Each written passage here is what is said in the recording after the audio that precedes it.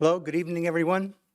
This is a special meeting of the Augusta City Council. Today is Thursday, April 23rd, 2026. I invite you to join me with a Pledge of Allegiance, followed by a moment of silence. I pledge allegiance to the flag of the United States of America and to the republic for which it stands, one nation, under God, indivisible, with liberty and justice for all.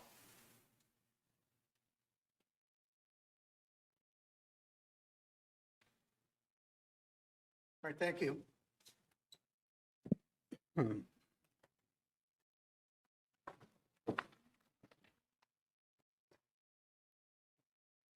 So in case you're wondering why we're all gathered here tonight, purpose of this special meeting, and it's just a single item special meeting, is for purposes of a public hearing about the FY 2027 city and school budget. Couple of ground rules, I guess, before we get started.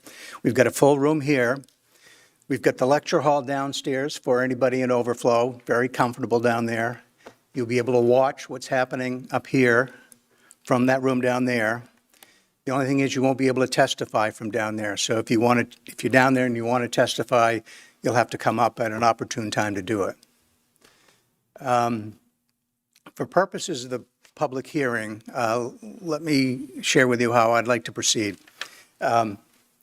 Sometimes we have public hearings, we have an application, and we take comments for and against, and either for nor against, whatever. I don't think that's going to work as well here. We'll just take the comments as they come, and they're going to be limited to the school and city budget, naturally. We have a big crowd here, so I'm going to do my best to keep comments to 3 minutes or less. So if you were planning on speaking of 5 or 10, figure out how to make it concise. I think most of us can get our points across in 3 minutes and do it well. When you come to speak, we'll have you come to the podium to speak. State your name. I assume most everybody's from Augusta, but if you're not from Augusta, please let us know so we know that as well. We're not going to engage in debates with individual council members or the city manager. If you have comments, you're addressing, the mayor and the bench as a whole. And this is not the time and place to get into a debate. We're not going to have a real back and forth with you. The purpose of being here tonight is to hear from you, take your testimony and your comments and concerns and gratitudes, whatever you have to say. And we'll take that into consideration. When everybody's had their say, we're going to close the public hearing and we'll adjourn our special meeting. This is also a regular meeting night for the City Council. This is a night when we regularly have informational meetings, and we plan to have an informational meeting immediately following this meeting. An informational meeting, for those of you who don't know, is an opportunity for the council to discuss whatever topics we have on our agenda. We don't take votes, but it's an opportunity to share information, discuss things. If anybody's curious, wants to know, looking ahead at our informational meeting tonight, we're going to have someone speak to us about ranked choice voting, our rebranding initiative, talking about public-private transportation opportunity, and if time allows, the council is going to continue its wrap-up discussions, considering some more information that we got overnight from the superintendent and from the city manager, as well as comments that we hear from tonight. We may or may not finish our wrap-up tonight. If not, we've still got a little bit more time. The first reading of our appropriation resolve is a week from tonight. The appropriation resolve is read twice, so we do have an opportunity to make adjustments right up through the second reading of our appropriation resolve, which will be two weeks from tonight. Right, okay. I hope that's clear. Have I missed anything, Council? All right. So, again, the public hearing is open for purposes of taking testimony, public comment with respect to the FY27 city and school budget. Who'd like to begin? Mrs. Hanson.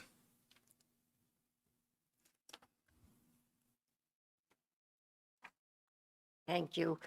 Mr. Mayor, Council, Jared, well, Manager. Um, okay. I don't know how to cut things to 3 minutes. I'm a talker, but I'll do my best. Well, that's why I warned you. This is the first time I've ever felt like I've needed to speak up about the budget. I well understand our city's situation in that we have a lot of property owned by the state that we don't get taxes from, and plus the other organizations that operate. But that's just the reality of being a small capital. However, and I think you've all done a great job in being able to hold us back the way you have over the years, but things have a time to just catch up. As far as myself goes, a lifelong resident of this city that I love dearly, and I would do anything for it if I could. But I decided just to look, first of all, I look back over my own history, times when I have been a single mom, for instance, and a homeowner. I'd work 2 jobs if I had to before I'd go ask for any help. Always wanted to do my fair share. As a senior citizen, we're all facing, well, we're facing perhaps losing Medicare or Social Security. It's supposed to run dry by 32, but if this current administration has their way, what are we going to do? There goes our income. I was very fortunate when my husband passed away, when I reached a certain age, that my Social Security, I got his Social Security. I could never have made it as a homeowner here in Augusta on what I was getting on my own Social Security. I decided to just look up some information for the state and Kennebec County. And I looked up, I wanted to know what the income limits looked like. For one person, 57,900 is low. 36,200, very low. Oh God, I'm below very low. And I just don't know how, if we have to keep having big increases like this. I don't know how I'm going to do it. Most of you know my son has a small home business, so we share the taxes, but I still have to worry about how's he ever going to handle it alone. I'm 83, so who knows? But and then I mean, so much of this is just so unreal to me, and let me just tell you why. I look at these incomes. I worked for years in administrative positions, and I had the good fortune of being in Augusta, where many of these positions, private organizations, went by what the state pay range was. So I never made big money that my friends living in Brunswick or Portland doing the same thing would. Anyhow, I'm here, So, and this is what I have to deal with. Connie, Over 3 minutes. we're over 4 minutes now. so- Okay, okay. So I'm adjusting on the fly, but That's if you could okay. wrap up. That's okay. I think you get my point, and I thank you all. And I'm probably going to sneak out of here early because I have to go home and do 2 Augusta pages. I work. Okay, all right, thank you.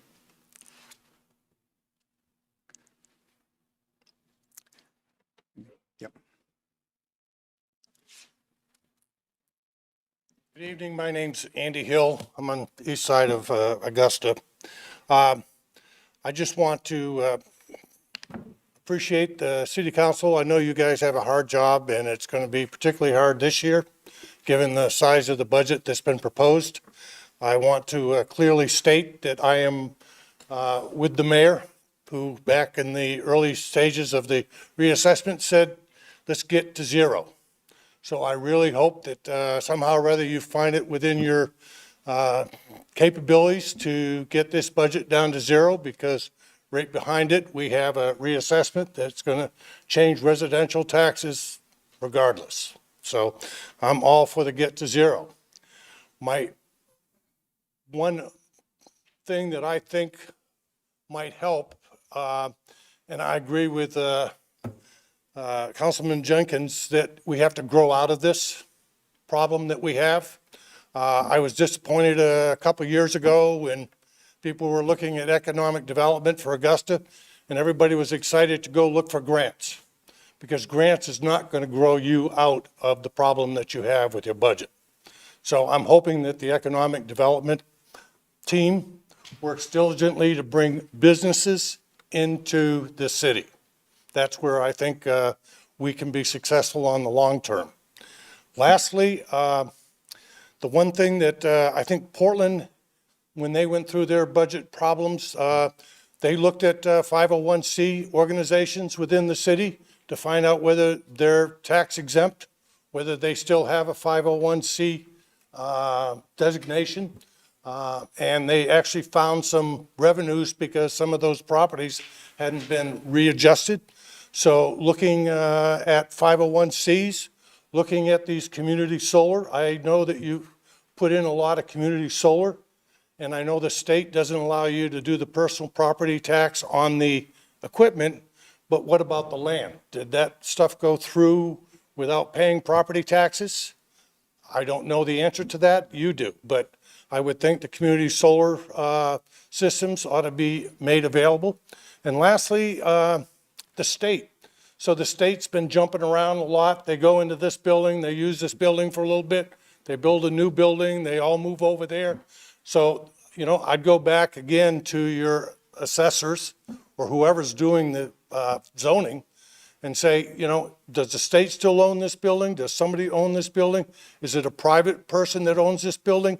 They shouldn't be getting the state exemption. So I'm just suggesting that, you know, kind of turning over those leaves and looking at those zoning ordinances and who's got what would be a way to at least distribute the upcoming property taxes more fairly. Thank you very much. Thank you.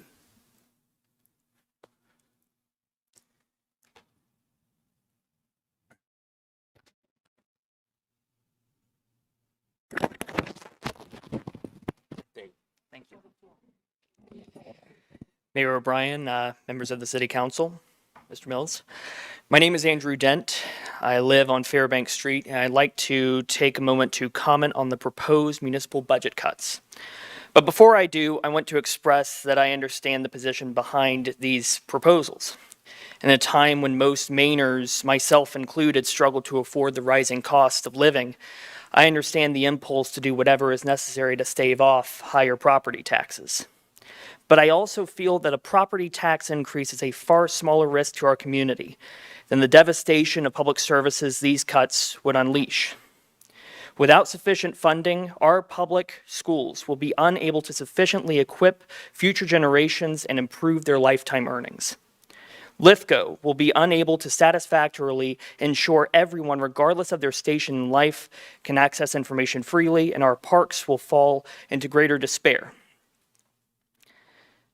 Narrowing opportunities for Augusta people to enjoy the benefits of nature and outdoor leisure. Where these cuts are almost certain to disproportionately impact the disadvantaged in our city, I think it's important to ask whether these cuts deny the right of our less fortunate neighbors to pursue happiness as prescribed by the Declaration in our state constitution and better themselves as members of our community. Do they sacrifice investments that could have produced substantial benefits in the future? Do they align with who we are as citizens of Augusta, as Mainers, and as Americans? I don't envy you your position. Maine's municipal governments are regularly forced to make impossible decisions with artificially few options. But I still hope, before you decide to proceed or not proceed with this proposal, that you will consider these questions and act accordingly. Thank you. Thank you. In the front, in the red?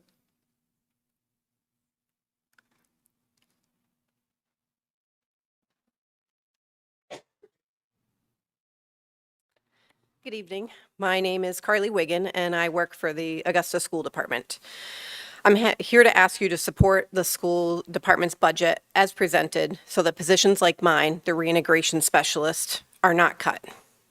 If you watch the school board budget meetings, you know this is one of the proposed eliminations. This position, along with all staff in the Augusta School Department, are vital to the success of educating our students. In my role, I work with students who struggle academically, socially, behaviorally, and with attendance.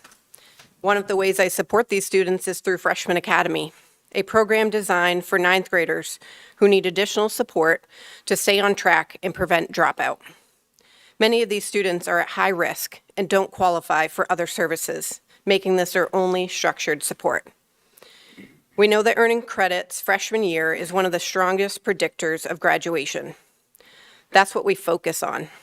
But we also focus on the skills behind that: time management, organization, decision-making, and most importantly, we build relationships. I want to share with you some words that one of my students wrote to me recently.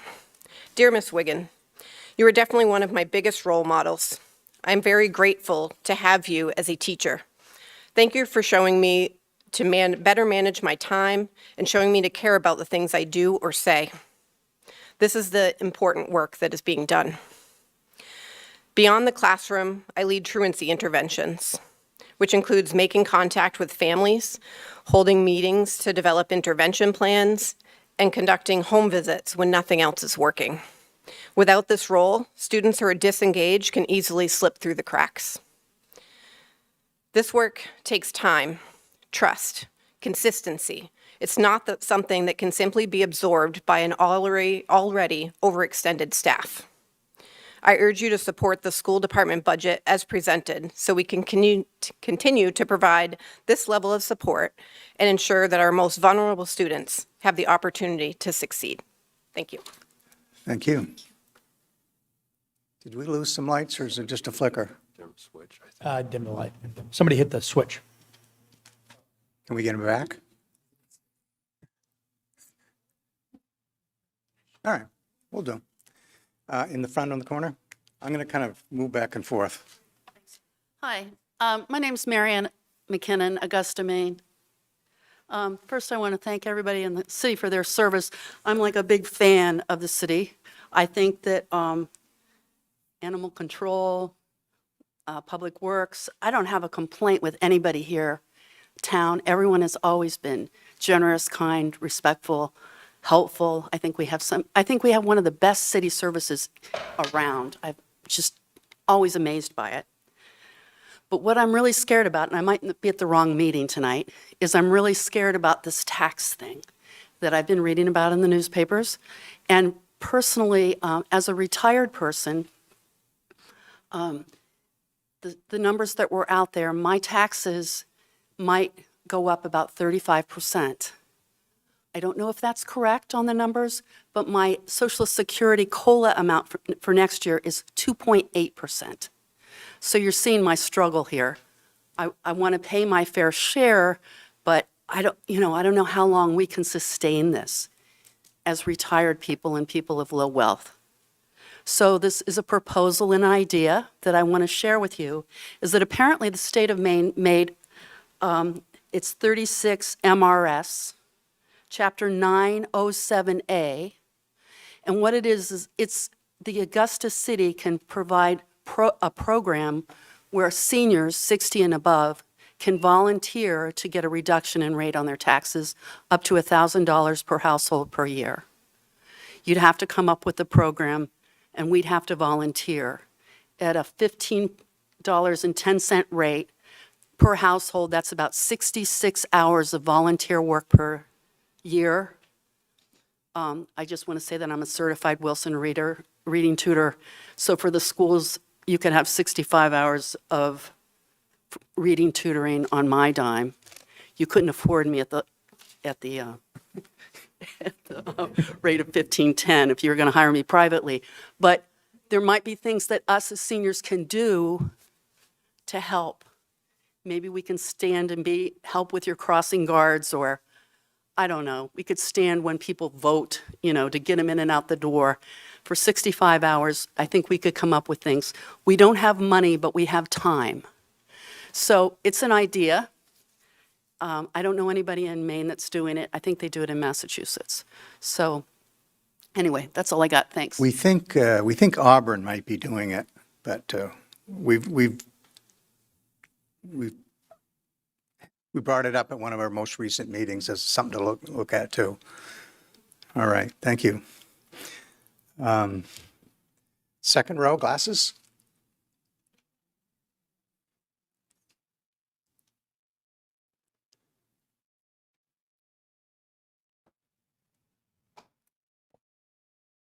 Good evening, members of the City Council. My name is Emily Dustin, and I'm a kindergarten teacher at Huzzy School. I'm here to speak as both a teacher and as a parent. My child also goes to the Huzzy School. I'm deeply concerned about the potential cuts to our schools and the negative impact that it will create. Our children benefit from stable, well-supported learning environments where they can receive individualized attention, participate in enriching opportunities, and build strong, trusting relationships with educators. Budget cuts erode these conditions. The cuts to the budget are not just numbers on a page. They show up in our classrooms, in the faces of students who need support, and in the daily work of our educators who are already stretched thin. When funding is cut, class sizes grow, support staff disappear, and opportunities shrink. And it is our children who carry that burden. With these cuts, we send a message about what and who we value. Every student comes to school with strengths and challenges. They all need time, attention, and support. But when we reduce staff, we take that away, just as their needs are becoming more complex. The impact will not be equal. The students who rely most on these supports, those with learning differences, economic challenges, or emotional needs, will be the ones most affected. These are the children who cannot afford for us to step back. This goes beyond the budget. It reflects who we are as a community. Do we choose to support our children when they need it most, or expect them to be successful with less when they already have the bare minimum? Within my first few weeks at Huzzy, I was welcomed into a community of educators whose first priority is giving students the best education and support possible. Immediately, I saw what this was a strong school and what it looked like, not because of a single program or initiative, but because of the people. The classroom teachers, special ed teachers, interventionists, support staff, administrators, specialists, secretaries, custodians, cafeteria workers, every single one of them is essential. I don't just see this as an educator, I see it as a parent. I see it through my child who proudly calls himself a Huzzy Bear, who is excited about learning, who feels a sense of belonging, and who already looks ahead with excitement to attend Coney one day. I've watched my child grow this year, not just academically, but as a confident, well-rounded young person. And that growth didn't happen by accident. It happened because Augusta schools have made a commitment to inclusive, supportive education. That kind of environment doesn't exist without people. It does not exist without adequate staffing, and it will not survive deep cuts. Any further reduction will have an immediate and damaging impact on our schools. It will strain the very systems and relationships that make this community work. And once those cuts are made, the damage is not easily undone. Rebuilding lost staff, lost programs, and lost trust is difficult and often more costly than maintaining them in the first place. Our schools are the heart of our community. When we weaken them, we weaken all of us. I urge you to reject the potential cuts and prioritize the needs of our students. Thank you for your time and for the responsibility you carry in making these decisions. All right, thank you. Kim? Ms. Davis?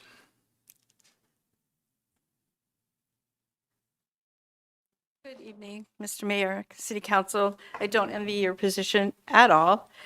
But in reviewing my history years ago, and we were dealing with the same issue, the situation came up where we thought possibly we could ask the considerable nonprofits in our city to contribute where they're not paying property taxes. I think that this is a great time to maybe initiate something along those lines. I've been doing my homework, as I usually do. The city assessor's office was very nice and gave me a list of over 600 nonprofit organizations in this city. They're not all the state, they're not all municipality. They're anywhere from dog shelters to boarding homes to housing.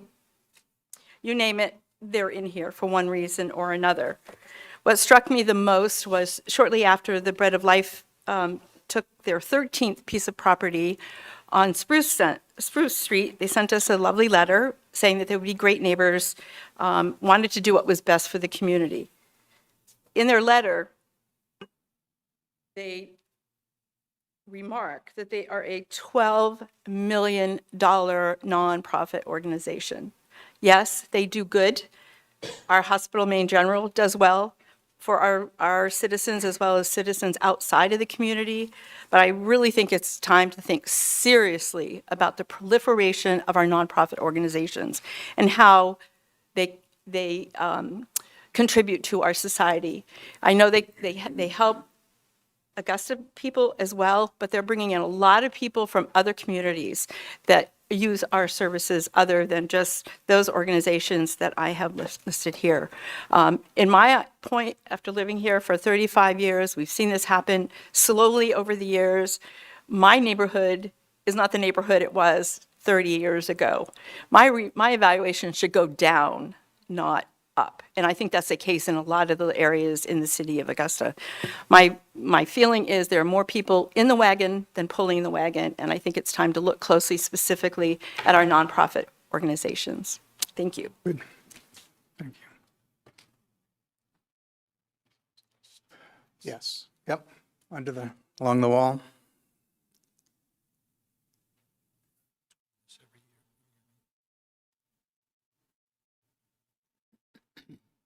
Hello. Hi. My name is Katrina Ray Salas. I want to thank you all for taking on this job of serving our community. You're facing an impossible task because no matter how this budget lands, somebody in this room is going to be mad about it, right? And that sucks. But that's the great struggle of those who serve in the positions that you have all been so brave as to take on. And I just wanted to take a moment to commend you for that. What I'd like to speak to, though, is the importance of not losing our balance through this process. You're not just balancing a budget, you're balancing our community.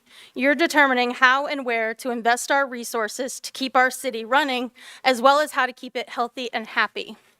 Yes, it is important to keep taxes at an affordable level. As an Augusta homeowner, I feel strongly about that, but it's equally important to support the resources we need for our community to thrive. Study after study shows that community resources, like the ones on the proverbial chopping block tonight, lower the risk of our community members facing incarceration, addiction, and homelessness. When we invest in our community resources, like the Lisco Library, our schools, our parks, and others, we aren't just creating fun resources or sinking our money into these things, we get a return on our investment. We're building the foundation of a healthy community. I know we've all heard of Maslow's hierarchy of needs, but for those who haven't, I'm a college professor, so I'm going to get a little nerdy. And I have a visual. This is the theory that there's a 5-tier hierarchy to our needs, with physiological needs like air and food on the bottom being the most important, followed next by safety, love and belonging, esteem, and finally creativity and self-actualization on top. The theory, of course, being that when you're hungry, it's harder to be creative. When you're feeling unsafe, it's harder to feel love. I wouldn't dare argue against this theory. I'm an English professor, not a psych professor. But I do know that I've learned through reading all of these different studies how all of these steps on the hierarchy of needs kind of work more like a web than a hierarchy. When I'm feeling low, suffering from depression, it's hard to eat. The fastest way to snap me out of that, however, is actually for me to go to the library. Because at the library, I find safety, love and belonging, and self-actualization.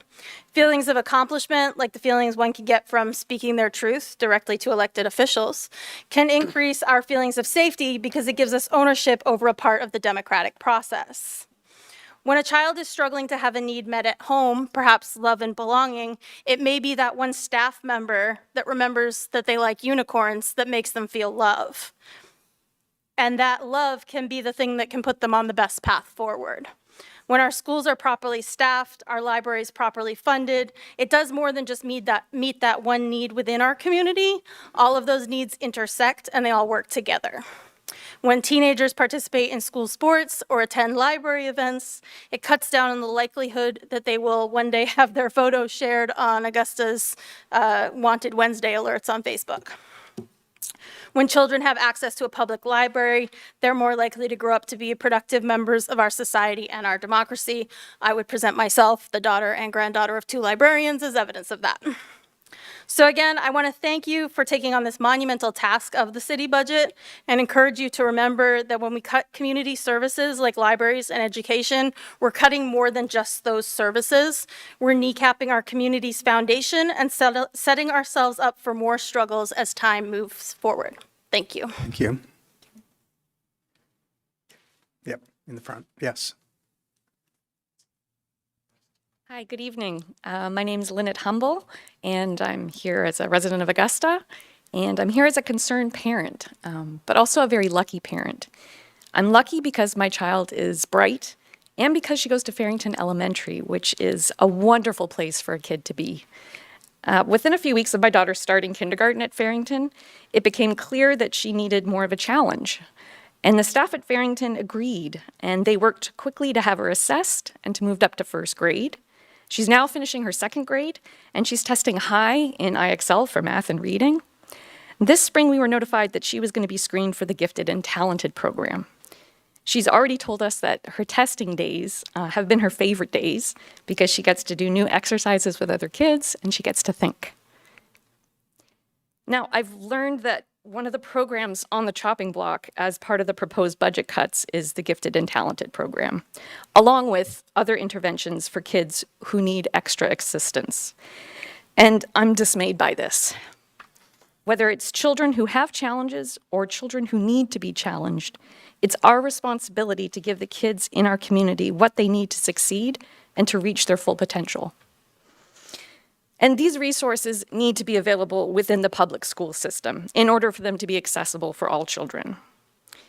One of the questions on the permission form for the Gifted and Talented program was very telling in this regard. It asked, what are some special activities or opportunities your child has had? And as a parent who tries to do right by her kid, I paused when I heard this question because the examples that were given, clubs, activities, lessons, trips, these are all things that cost money. Traveling to new places, outings to museums and discovery centers, STEM camps, private tutoring, extracurriculars, those are things that are cost prohibitive for a lot of families in Augusta. And the only way that children will get enrichment is through the schools that they attend here in our city. For the families who have bright kids in our public schools and who maybe can afford these things, well, I'm actually worried that those families will leave. If they have the ability to, they'll move or they'll send their kids to private schools that can better meet their needs. And the divide within our community based on income level between families who can afford special opportunities and those who can't is only going to grow. So for the sake of our kids, for all of our kids who are exceptional for different reasons and in different ways, I'd ask you to please reconsider making cuts to these programs. Thank you. Thank you.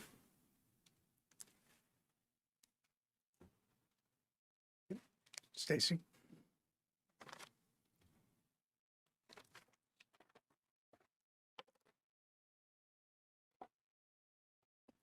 Good evening. Stacy Fortunato. I do live in Augusta. Good evening, councilors, city manager, Mayor O'Brien. I'm here tonight as a parent of a graduate and a current freshman at Coney High School, a taxpayer, and a former Augusta School Board member. I'm here tonight because our schools are at a breaking point. and the decisions made in this room will determine whether things get better or significantly worse for the children of this city. For years, our district has been asked to absorb cut after cut, shortfall after shortfall. We've stretched every dollar, eliminated positions, consolidated programs, and pushed staff to do the work of 2 or 3 people. There's nothing left to trim that doesn't directly harm students. This is not an opinion. It's the lived reality of families, educators, and administrators across Augusta. These are the adults who teach our kids, supervise them, intervene when they struggle, and keep them safe. As someone who has sat on the school board, I know exactly how hard the district works to protect classrooms, but we are out of room. When funding falls short, the consequences are immediate and unavoidable. Larger class sizes, fewer intervention supports, reduced programming, and increased turnover. These are not abstract concerns, they are daily conditions for Augusta's kids. As a parent, I see the impact on students who lose access to programs that keep them engaged and motivated. As a taxpayer, I know that underfunding schools doesn't save money. It shifts costs to the future through lower property values, weaker workforce development, and greater strain on social services. We cannot keep pretending that our schools can withstand endless reductions. They can't. And our kids shouldn't have to. Our students' needs are not shrinking, they're growing. Our multilingual learner population has more than doubled in 4 years, from around 120 students to over 260. These students are learning English, navigating a new culture, and trying to find their footing. They need targeted language instruction, and right now the funding doesn't match the demand. Special education costs are rising even faster. Out-of-district tuition and transportation have increased by double-digit percentages in some years. When special education expenses outpace revenue, the district has to cut elsewhere.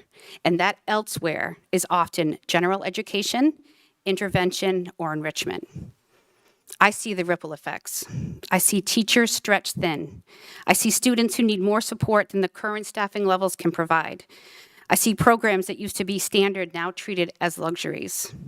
When we talk about cutting arts, music, electives, athletics, or after-school programs, we're talking about cutting the very things that make school meaningful for so many kids. These programs are where students find their confidence, their community, and sometimes even their reason to show up. Sorry. Strong schools are not just an educational issue, they're a community issue. They stabilize property values, they attract families, they prepare the next generation of workers, leaders, and neighbors. Every reduction that we make today becomes a cost we all pay later. Tonight, I'm asking you to take responsibility for the long-term health of this community and to fully consider the cumulative damage that years of financial strain have already caused. Augusta's children deserve stability. Our educators deserve support. And our city deserves a school system that reflects our values, not the lowest budget line. Thank you. Thank you. Yep. That's you, yep, in the green.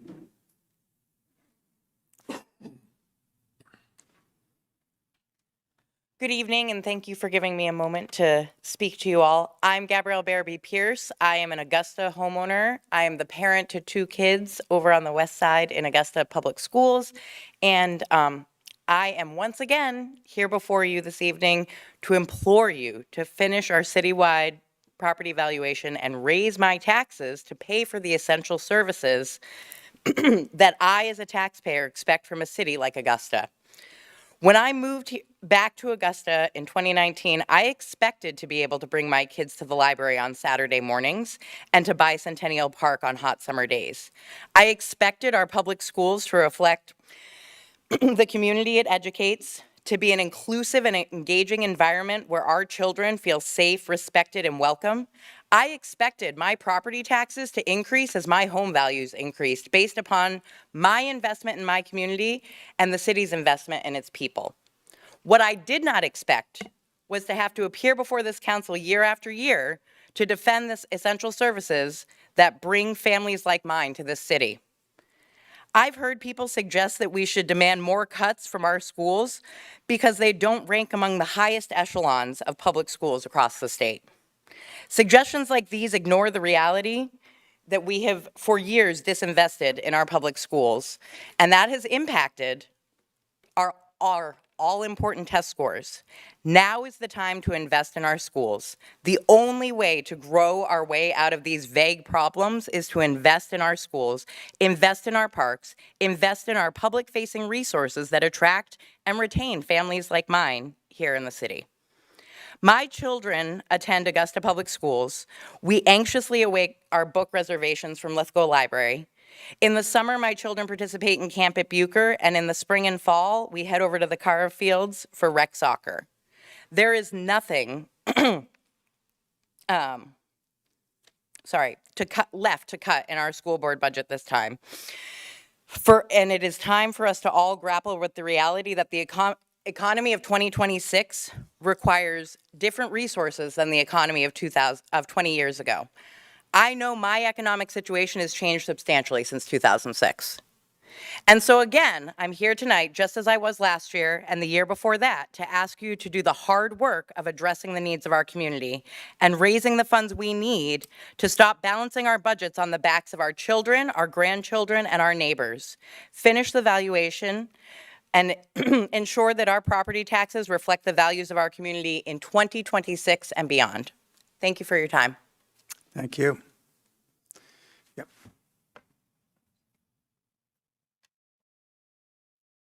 Mr. Mayor, City Manager, and members of the council, first, thank you for your services. I've been in your shoes before as a selectman and 6 years as a state representative, and it is not an easy task. And this year here, especially for you, it's a very difficult task. But I stand in front of you because I'm concerned as a senior citizen on a fixed income. Would you introduce yourself I'm to sorry, everybody? Gary Wheeler, Ward 4. Yep. But I stand in front of you and to speak for the taxpayers that are on fixed incomes and how we could afford a budget that's as proposed as it is now. We all love our schools, we love the services we have, but in these tough times, we all have to dig in and bite the bullet on some issues. I mean, I've made tough cuts too on budgets, and it all works out, but I hope you just think of the senior citizens in this city. It's 23%, I believe, and 11% over 80 years old that are on fixed incomes that just will not be able to afford this budget as it stands now, especially with a reval right afterwards too. I think a lot of us are forgetting that this is not the only increase we're going to have. It's this budget, but with the revaluation, it's going to be a big increase, especially when we're at 44% on residential. So I envy you. I mean, good luck, and I hope you do the right thing, but I just wanted to stand in front of you for the senior citizens. Thank you. Thank you, Mr. Wheeler.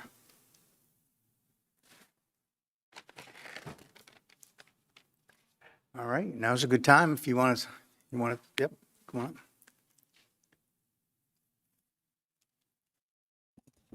Good evening, everyone. My name is Jordan Brandt. I'm a homeowner here, live on Quimby Street. Thank you for listening to all of us. I know it's an unenviable task. It probably seems so fun putting in that first lawn sign, and here you are tonight. I am here as someone who does not have kids. I actually think they're kind of annoying, but I think it is important that we properly fund our schools. Kids who do not perform well are not going to have a very good life. Hear a lot of nonsense about, well, the test this, test that. You can say all that, but anyone who thinks 2 + 2 = cat is not going to be successful in the working world. As a counselor last year, who I will not name, sagely said we can pay now or we can pay in state taxes for penitentiaries if these kids have nothing to do and can't be successful in their lives. I'd like to see more funding for the schools, but I'd like to see it going into classrooms. I watched the recording from the other night as the school was presenting their budget. I totally get it, what Councilor Lynn was saying about some of the problems, and I agree. There are problems at the school system. Losing $3 million should have come with severe penalties for the executives, but that shouldn't impact kids or teachers in the classroom. I think we could probably fund them even better. Where I disagree with some of my fellow residents is that the only way to get out of this is to make the pie bigger. The Census Bureau and the Bureau of Labor Statistics says over the past 5 years, wages are flat. People are not making money, but we're asking them for more and more money.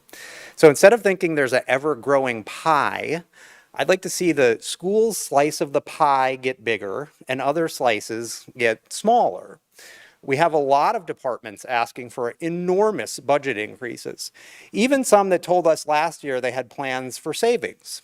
The clerk's office told us we were going to be massively inconvenienced going to vote somewhere else. We'd save all this money, and here they are asking for 16% more. Less work for no money is not how real people make their budgets, and I would hope that the council would look at that the same way. We have people who run departments who come and ask for more and more money that don't pay taxes in the city of Augusta. I think that's a big problem. If the paycheck is good enough for them, the city should be good enough too. If they're not going to feel the effect of asking for more and more money for their departments for whatever reason, and I'm sure it's important stuff, that doesn't add up. And I can see why they don't care as much as people who live here might about some of these budgets growing and growing and growing every year when the people who have to pick up the check aren't making any more money. And in fact, they're spending a lot more money on things like fuel, heating their homes, and electricity. So I would hope that this council can look at the entire budget, leave schools alone, maybe even fund them a little more, but take that from other departments. I don't feel like residents of the city would feel the impact if certain service departments, like our IT department, had less money. Is anyone really going to lose sleep over that at night? Probably not. So I think we can not have a massive budget increase, fund schools appropriately, maybe even fund them better if we take a hard look at some of the other departments and places where we can save money. Thank you. Thank you. Yep.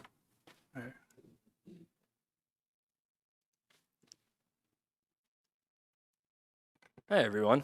My name is Andrew Steinman. I've been a resident of Augusta for 34 years. My family's been a resident of Augusta for almost 90 years. Me and my father own a business together, and he started it 51 years ago. So we have a little bit of history with the city of Augusta. No matter what happens with the tax increase or if it doesn't go through or whatever, I think we really need to address a bigger issue that's happening in the city of Augusta. I've been noticing over, my 34 years, the steady decline of the city.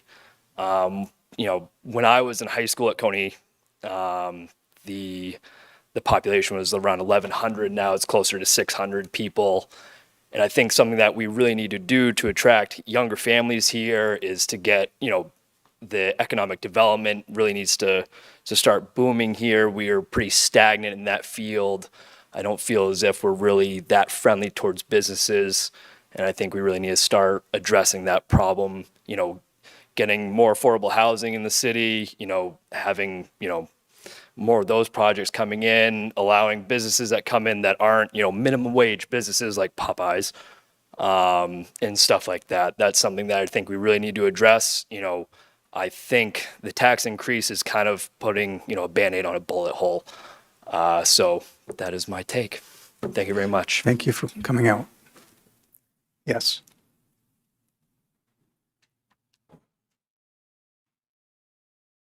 Hello, my name is Cindy Carter.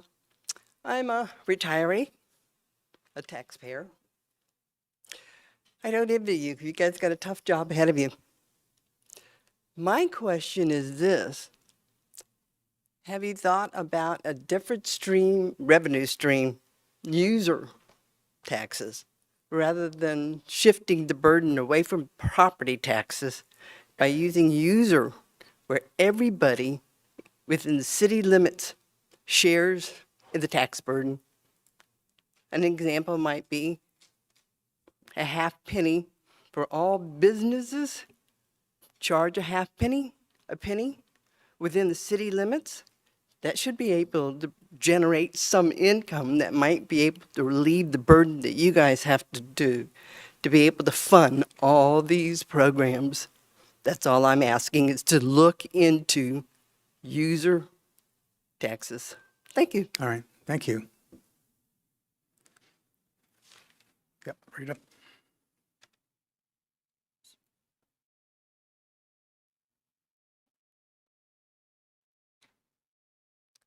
Hello, City Council, Mayor, City Manager. Thank you for engaging in public comment. My name is Rita Pello, and I'm here today as a taxpaying resident of Augusta on Drew Street.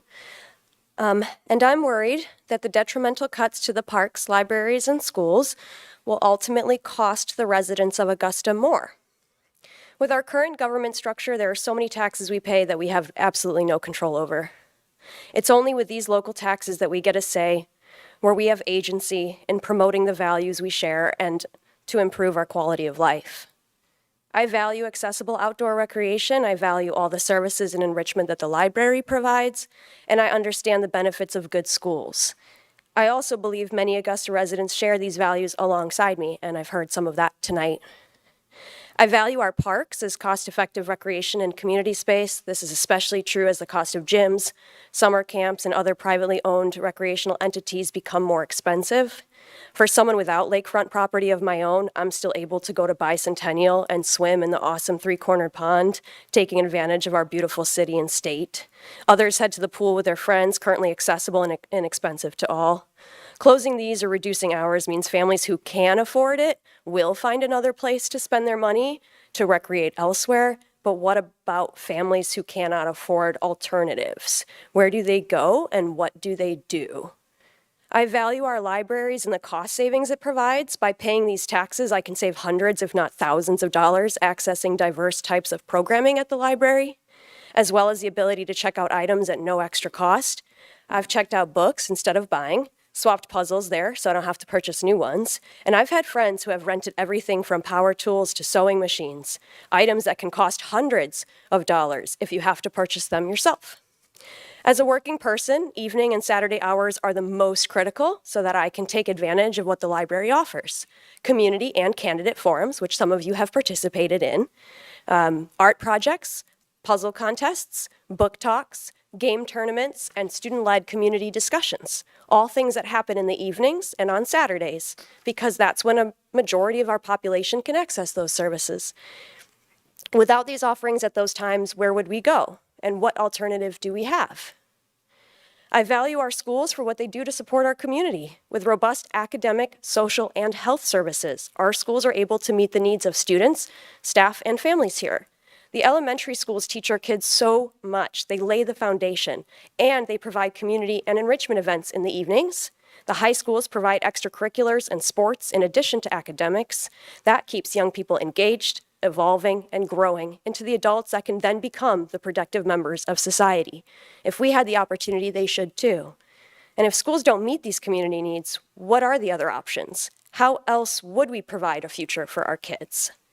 Ultimately, the argument of lower taxes being the only way to ensure affordability is a false one. Flat funding is a snazzy slogan, and it's perhaps easier for individuals to see the direct benefit, but it's misleading, because the cost is just moved over to the individual if those services no longer exist in the same capacity. Our individual dollars will just not go as far unless we pool them together and we share them so that our services benefit all and not just those who can afford it. Remember that some may be able to afford turning to private sources for all these benefits, but others will have no other option but to live with a declining quality of life. Augusta cannot afford the cuts you're considering, and I hope I have a city council here with me tonight that wants to do more than manage the city's decline. Thank you for your time. Thank you. Yep.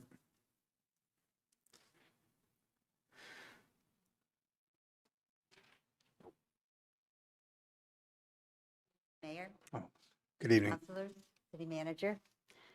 My name is Catherine Holloway, Kate for short. I'm from Portland. I spent my undergraduate years in Colorado, returning to Southern Maine where I gained graduate degrees. And in 1985, I acquired an aging farm property on the Churchill Road, known as the Church Homestead, built by Benjamin and Suzanne Church in 1780. The family graveyard is still beside my property. A large Cape Cod was hauled down the road by oxen and attached in 1820, so I was told. It's a put-together place that I care about, and I hope you will too. The past 40 years that I've paid taxes on the house and surrounding land leads credence to what I'm about to state. As a backdrop, we view this meeting as one of taxation, reevaluation, and consistency from money in and outflow. You are the conduit. We bear the burden because no one wants to see what's happening here. While Augusta touts being a capital place, what runs underneath is mainly the hardship of tax-exempt properties and the swarm of day workers deriving their salary from the non-taxed office buildings that absorb our land. We pay city services, repairs, respond to accidents, and wear these costs like an albatross around our tax dollars. They ask for more all of the time, and what we receive is too much carbon fumes. I respect Augusta's time-honored reliability of taking care of so much in this city, the cleanliness we keep on trying to have, and the increasing dilapidated properties, belongings stacked in the yards, damp and soggy and ruinous, that we let stand in the very face of populace who tend to their dooryards meticulously. In a city council meeting last year, the school superintendent surprised us all, stating that the school finance officer, gone now 2 weeks from the job, told him that they had lost $1 million over the course of the year and did not know where it went. Nobody knew. How does that happen? I always thought educators knew. What they did know was to ask for the loss to be covered by the city taxpayer. I always thought if money was lost, you invest time and effort in figuring it out why, and you accept the corrections procedure in taking that loss yourselves. It's a responsible act. I do not know if this was investigated. What I do know is that the City Council withdrew $1 million from the taxpayers' savings account and handed it over. Is anyone other than myself, an armchair Channel 7 viewer, thinking, what the heck? In a recent meeting, we heard from a real estate development investment group with an inroad into federal housing funds. They had a formula that was more than ready to go. That is, it seems the proposal being presented needed immediate approval or all would be lost. The proposition was to secure a tax increment finance funding waiver to develop a homeless housing center, including staff, on Sand Hill. In my mind, and I'm no whiz at details, a TIF waives property taxes to businesses for a time to grow and expand in value, and at the end of the term requires payment of property tax, which goes back into the funding loop to continue to promote growth. We are feeding the resource stream. However, there is one hitch to this. If, over that time, the business entity morphs into another nonprofit, then they never pay taxes. The developer stood right here and said that was a likely outcome. They probably would be a nonprofit by the end of this waiver and no longer be ever reliable to pay taxes back into the TIF fund. Ms. Holloway, we're well over 4 minutes now, so if you could find a way to We have wrap up. millions of dollars in opioid settlement funds currently available that would be guaranteed for a number of years that would be able to fund projects very much like this. I think we need to take time to look at those, and I hope that you will consider how to utilize utilize the resources of land we have in this city, and make us a strong place to live. Thank you. Thank you. Yes.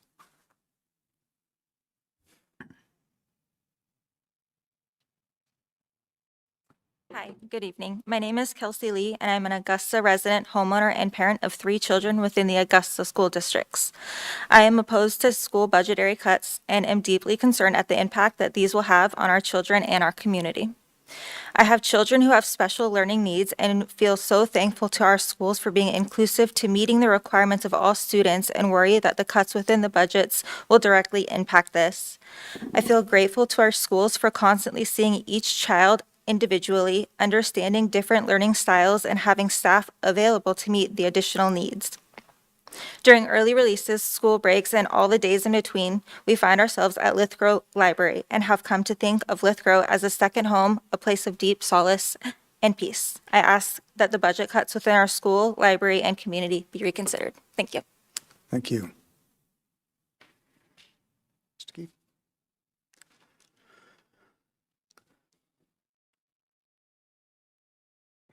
Good evening.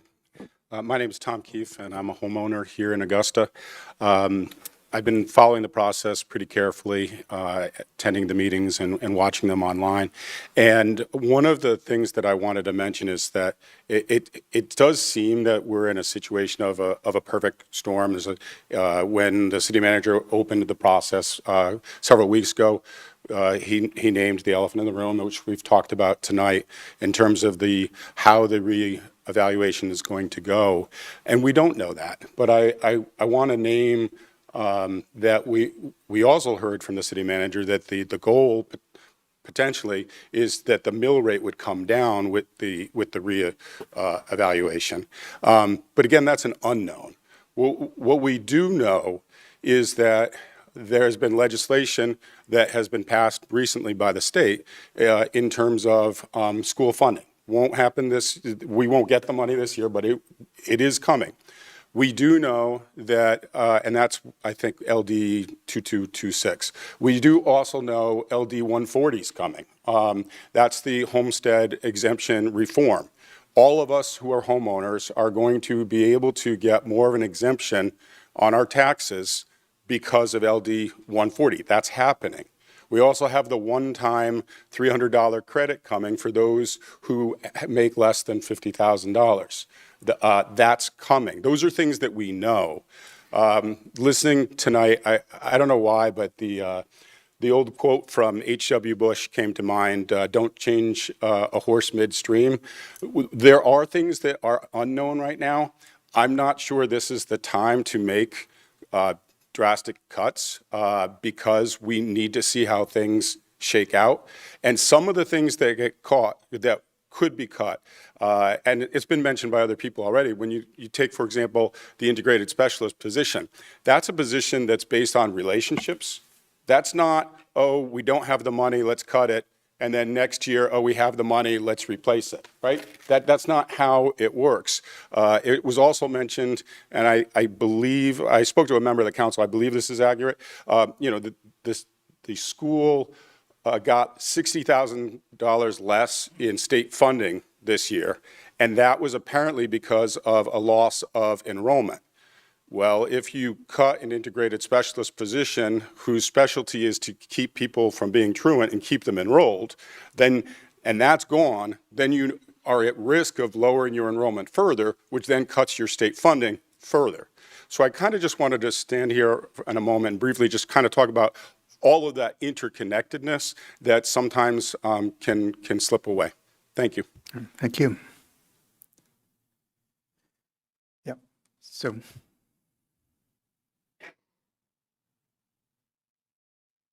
I'll take my mask off so you can hear me. All right. Good evening, Mayor O'Brien and council members. As you know, I sat on the Augusta School Board for 10 years, and I know a lot of things have changed, just as they have when you were on the school board, Mr. O'Brien. And during my time, we closed Buca School because of money.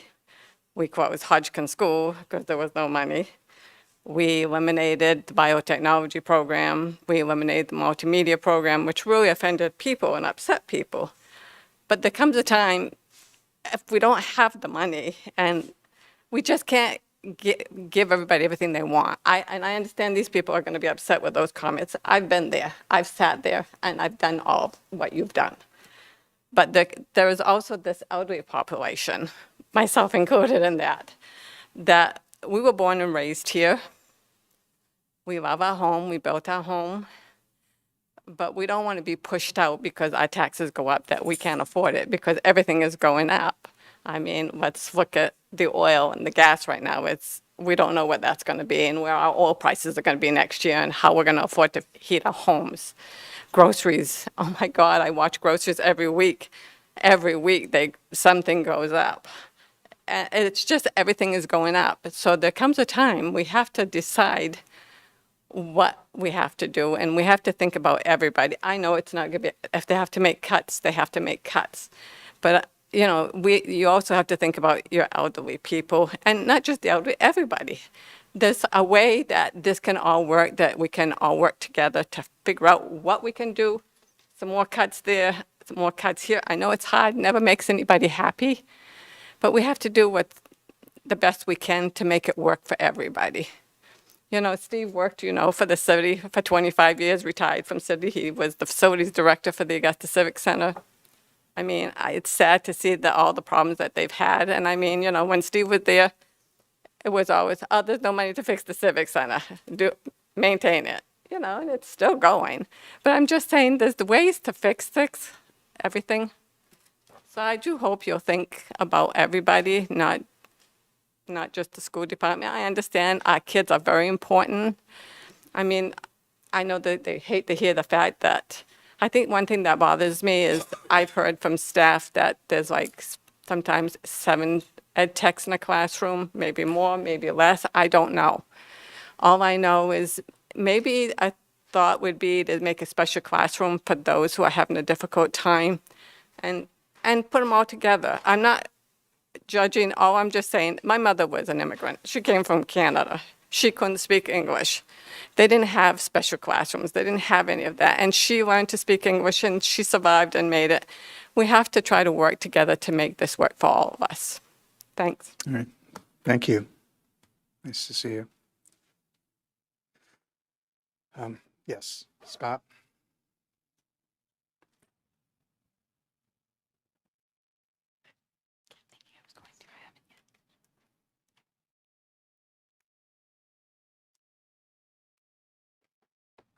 Thank you, Mr. Mayor, Council. My name is Scott Mocha. I live on Drew Street here in town. Like others have said, this is a really tough task. Thank you for hearing all of our testimony this evening. I tuned into the meeting on Tuesday, and what I heard was frankly a little concerning. I heard a lot of confusion around the budget process of the school department. Councilor Lind, your request on Tuesday evening for budget models from both the school department and the city, I think is essential. We need those models for the public and for the council to understand the trade-offs involved in any further budget cuts. But why did it take us this long to get to that point? This budget process began with a meeting between representatives from the city council and school board over 3 months ago. That initial meeting needs to set expectations. And if I'm not mistaken, the same 2 counselors have been serving as these liaisons between the council and school board in this initial meeting for a number of years. I don't think I'm going out on a limb here when I say that I don't believe they've been particularly effective in fostering a collaborative and process-oriented approach between these 2 bodies. Being elected from 2 ward seats on the council, these councilors represent just half of the city of Augusta. Mr. Mayor, I would request that next budget season you appoint 2 at-large councilors to serve in those roles. On Tuesday, I also heard a lot about a fairly narrow set of perceptions, but not a ton of facts. We heard about a couple who chose not to move to Augusta because of a perception that our schools aren't good enough and that the taxes are too high. But I would ask the council, how do we intend to combat that perception if we cut essential services and programs within our schools? If we want to see the dropout rate and chronic absenteeism rates improved at Coney, why are we going to cut positions that help students reintegrate into school after a long absence? It was suggested that Lithgow Library hours, staff, and programming be cut, and that there are other libraries in neighboring communities available to Augusta residents. I would ask the council, why would prospective homebuyers who value these types of services choose Augusta over a neighboring community where the library is open longer, is better staffed, and has more programming? There are a number of business-minded folks on this council. Each of these cuts reduces our ability as a city to compete with surrounding communities for these prospective residents. How do we expect to attract these new residents when we cannot offer the same or more than neighboring communities? At Tuesday's meeting, the facts I did hear painted a little different picture. Councilor Sinkowitz shared that our taxes are the 4th lowest out of 19 similar municipalities in this area. Nobody enjoys paying taxes, but we do enjoy the services they provide. Councilor Morris-Polly spoke about the need for the city to better advertise the assets that we already have in this city. I think it's incumbent on the council to push for this effort to bring in more residents and more investment in this city. It's a hard year, and it's tough to stomach another increase in my property taxes, but I'm not willing to give up the services provided by our city. I ask this council to fully fund our parks, libraries, and schools in this budget. It's going to hurt, which is why I expect this council to work harder than ever to build our tax base next year and beyond. Thank you. Thank you.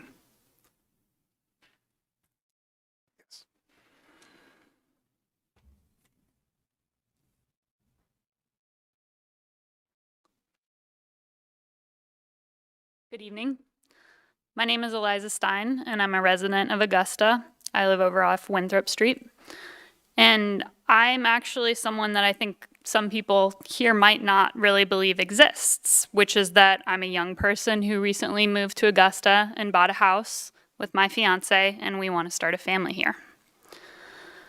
But honestly, it really pains me to say that I don't know if the city of Augusta has the services that we need in order to raise kids here. I need to know that my kids have a safe place to go after school.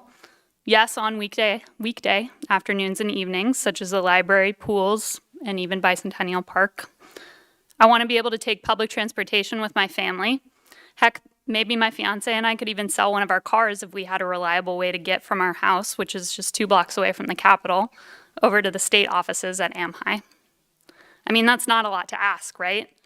We're a capital city, and we should be setting an example for the other cities and towns of Maine.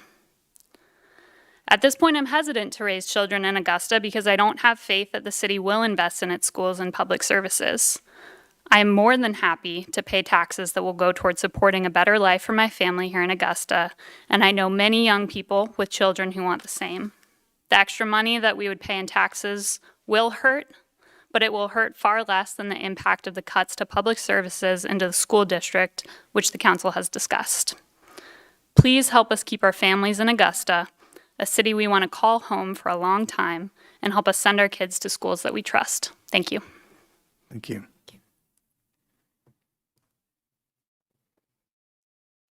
Cecil?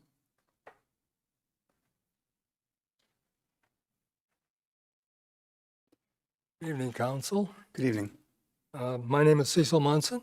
I live on Riverside Drive, and formerly I sat up there with you guys. And the last time I was there, the mayor was with me. And you'll recall that we had a very difficult time in 2008, 2009. It ended up with furloughs, right? We furloughed people, right? No, we laid them off, sir. It was difficult. It's not a good thing to do, but we had to do it. We had no choice. We were right strapped down. And I know that this is not popular, but I used to walk the streets. And I was walking the streets tonight, and I got handed this, and it's the first time I've seen it. And some of you may have this. It says the big picture concern is unsustainable growth. And the first item, it says where spending appears out of line. Personnel costs is the #1 driver. Salaries and benefits are identified as the largest sources of increases. 80% of the employees are unionized with built-in annual increases. Why is that a problem? Costs are compounding annually. They are largely locked in, limiting flexibility. Benefits, especially health care, pensions, often grow faster than inflation. And the takeaway from that is this is a core structural issue. If not addressed, every future budget will face the same pressure. So you can talk about what's going to happen this year, what's going to happen next year. You know, right now, the federal government has the sniffles financially. They have the sniffles. The state house over here has caught cold. And you all right now are experiencing pneumonia. This is basically how it all comes down. And if you don't address the problem of pneumonia, you can die. I'm not saying you're going to, we lived through this, the mayor and I. It was gloomy at the time. We thought it was going to be the end of the world. But look what happened in the years after that. There was a really good sustained growth here. We did a lot of things. And the mayor was with me on the council when we did those good things. And you continue to do those good things. But it does come at a cost. So basically, I was looking at a $130,000 house. And right now that tax rate is what, about $3,120 a year? Next year, the valuation on that probably will go to what, 250, 260, somewhere in that neighborhood. And we don't know what the mill rate's going to be at that point. That's where it's going to get a little dicey. I have no idea. And I think a lot of people out in the community have no idea where that mill rate is going to end up with revaluation. They're scared. They are, and people are on Social Security.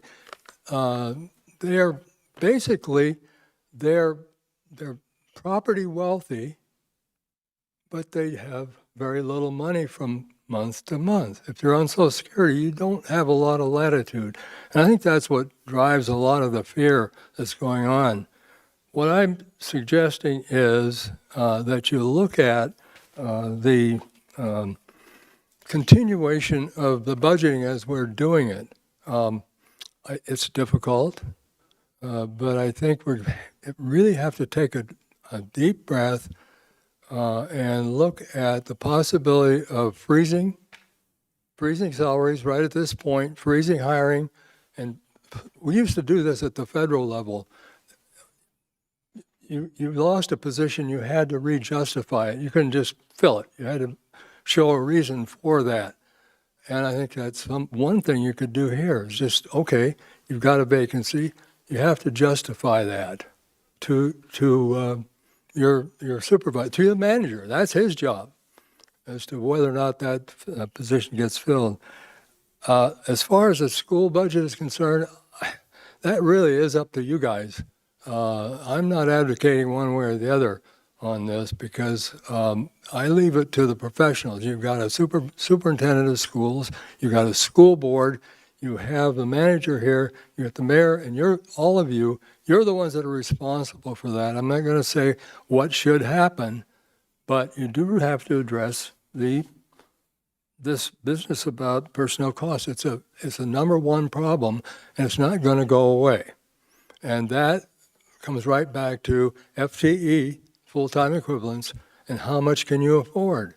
What can you afford? Thank you. Thank you.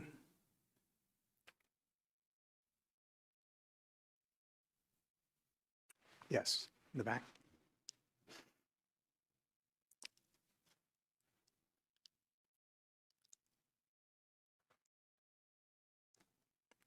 Good evening. I'm Jennifer Green. I live on Parrington Avenue in Augusta.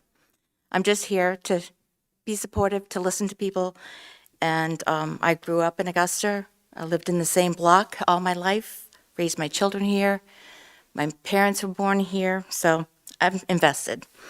I said, I agree with a zero rate increase. I have heard many talk tonight, and I've listened with an open heart.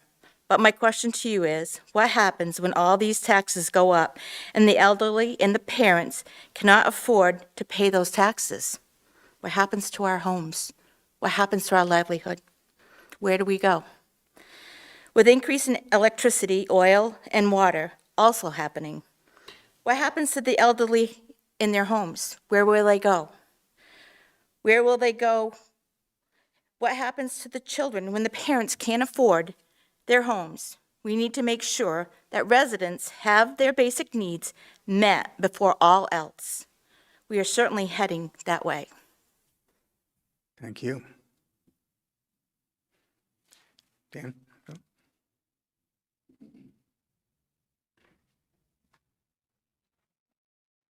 Thank you, folks. My name's Dan Burns, Davenport Street, but I've been here my whole life. Real quick, this year has been kind of difficult for me. A few of you up there know that. But it's been more difficult for my daughter. Now, I won't get into that for my own thing. It's a little embarrassing because I like to walk around thinking that my Doesn't stink, but it does, like everyone else. I'm the type of person that cut. Your program's not working, get rid of it. Why? Do you need it? Okay. We have someone here. We have the RISP, Carly's position. It's just one of them. That has been instrumental to my family, to my daughter. So you have now a face to that program. Without it, I think that my daughter would have failed this year. We're still dealing with stuff. I don't want to get into hers. These programs are working. You guys are brilliant, and I know a lot of you personally. We can find the money other places or make some cuts that would be appropriate to other things. I know that we're all broke. Everybody wants to blame everybody else, but we've been doing this for a very long time in the city of Augusta. We just have been. So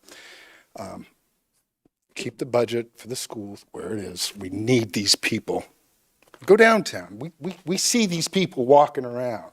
We're all having an issue. I've had my car broken into multiple times by the same person. That guy's still paying me restitution the second time. But if we had perhaps somebody in high school that said, hey, I can help you out a little bit. And again, and she's not the only one. And so some of her friends are being helped out too. And again, I'm a guy who cut. I'm not for all these services. I think people need to step up a little bit. But thank you very much. You guys, all you do. Thank you.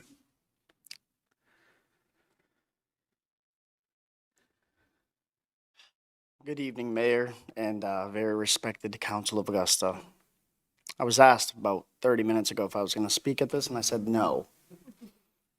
But then I thought, I wear many hats here. I live here. One of my favorite hats that I wear is that I'm a dad, right? I know a lot of you guys know a little bit of my story, but one of the most crucial parts of my stories is that people were there to support me in school, in my later school, in my GED, and in college. The type of programs that supported me to get an education were the same programs that the city of Augusta actually has. These are programs that help teach a kid to develop or learn about a skill or develop the intrigue for education. That's something that was piqued inside of me through these teachers. It's beyond just the school. When I say this, I actually want to speak to, I don't want the city to cut anything either. I love the city of Augusta. I think the city of Augusta is clean. I think the people do work hard. I think that every service we have here is great. I want my son to experience Augusta the way I currently do. Someday he's going to grow up and he's going to go to school. And I hope every day the lessons I teach him, he doesn't have to need services like I did. But if he does, I want them there. I want him to have a job. I want the job to be available. I don't want it to be cut. I don't think the answer is cutting and lowering. I think obviously you guys are very smart and we can find more ways to enrich economic growth, but I don't think the answer is cutting. And I don't want Theo to see a world where these things are cut and they're not available for him. Proud of you guys. Thank you for your work. Thank you.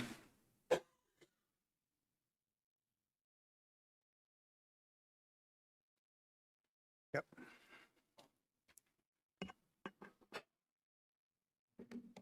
Nicholas Blanchard, live here in Augusta. I'm also a candidate for the school board.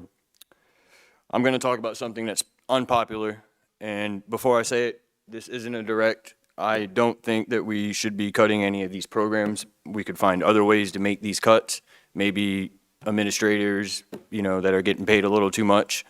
But I stand before you tonight to urge a clear no vote on the proposed FY 2027 school budget. We can't keep pouring more money into a system that is failing our children. Look at the facts. Augusta's school budget has kept climbing year after year. This budget asks for another 9.2 increase, roughly $3.7 million more. Local taxpayers are on the hook for about another 3.2 million of it. That means an average property tax hike of $1,200 per year of the typical homeowner on top of the reevaluation. Since FY 2024 alone, our property tax contribution to our schools has skyrocketed 57%, far outpacing inflation. Yet, what are we getting for all this extra money? Declining results. Statewide, Maine students just posted the lowest reading and math scores in 3 decades. Here in Augusta, the numbers are just as bad. District-wide, math scores sit at 44%, below state average. At our high school level, it drops 36%. Reading is a little better, but still lags the state. Elementary and middle schools hover around 50% in math. Our kids are not getting the education they deserve, and Coney High School ranks in the bottom half of all Maine high schools for test scores. This is not a one-year problem. For years, we have watched budgets rise while proficiency stays flat or fails. We have restored positions. We have added staff for a regrowing multilingual population, all while test scores refuse to move. More money has not brought better outcomes. It has simply brought higher taxes. Meanwhile, the city of Augusta has declined. Quality of life has gone down while taxes keep going up. Yet, we are asked to pay more taxes. Our children's future are not for sale, and neither are our wallets. Throwing another $3 million at the same approach is not working. It is bad money management. We need accountability, not another blank check. We need results before we hand over more of our hard-earned dollars. I ask every counselor to vote no on this budget, demand a plan that actually improves our test scores or just improves our test scores instead of just raising the taxes. Our kids, our community deserve better. Please vote no on the proposed FY 2027 for the school budget. Augusta's school budget has kept climbing year after year. Sorry about that, guys. I ask every counselor to vote no. We need to talk to the boots on the ground and understand where the real cuts can come from. Our kids and our community deserve better. Thank you. Yeah, come on.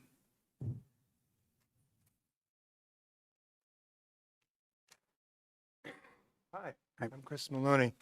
Good evening, and thank you for the opportunity to speak. I'm here tonight as a homeowner and someone who works closely with the poorest in our city, so I have see the issue from both sides. I want to start by acknowledging that property taxes are a real burden in Maine. Many residents are feeling squeezed, and I agree that we should always be thoughtful and disciplined about city spending. At the same time, we need to talk about fairness, about how we got here. Maine's Constitution requires that property taxes reflect just value, meaning the current market value. Over time, our assessment ratio has dropped below that standard, and while our mill rate has risen relatively high compared to many other Maine communities. That combination has put us in a difficult position. We are now forced to correct things all at once instead of adjusting gradually and predictably over time. The timing does matter because if the reassessment had happened 5 years ago, my own home would likely be valued significantly lower because a nearby sale came just under value, so I would actually be saving money. Instead, we've delayed, and now we're dealing with a very different market. I'll be honest, I'm going to be reassessed, and I'm going to pay more, and I'm not happy about that. But I'd be even less happy if we responded by cutting the very things that make our community strong, like closing our library, our local elementary schools, and in the process undermining the value of the homes that we're trying to protect. That's why it has to be about balance. Reassessment isn't about raising taxes overall. It's about making sure that everyone is paying their fair share based on today's reality, not values from nearly 20 years ago.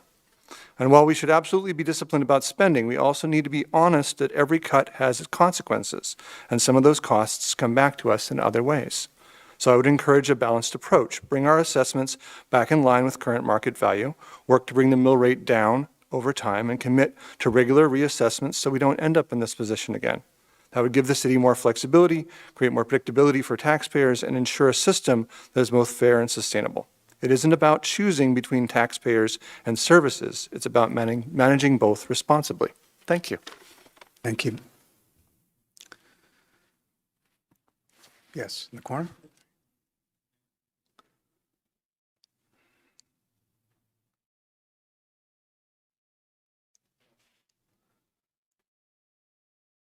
Good evening. My name's Anthony Veet. I am an employee in the Augusta School Department here, and I work at Coney Middle and High School. My appreciation to the council for having me, Mr. Manager, Mr. Mayor, and appreciation to the public for the opportunity to speak. And I am speaking on behalf of supporting the school budget that is there with real costs attached to it. I recognize costs are going up, and they're going up everywhere.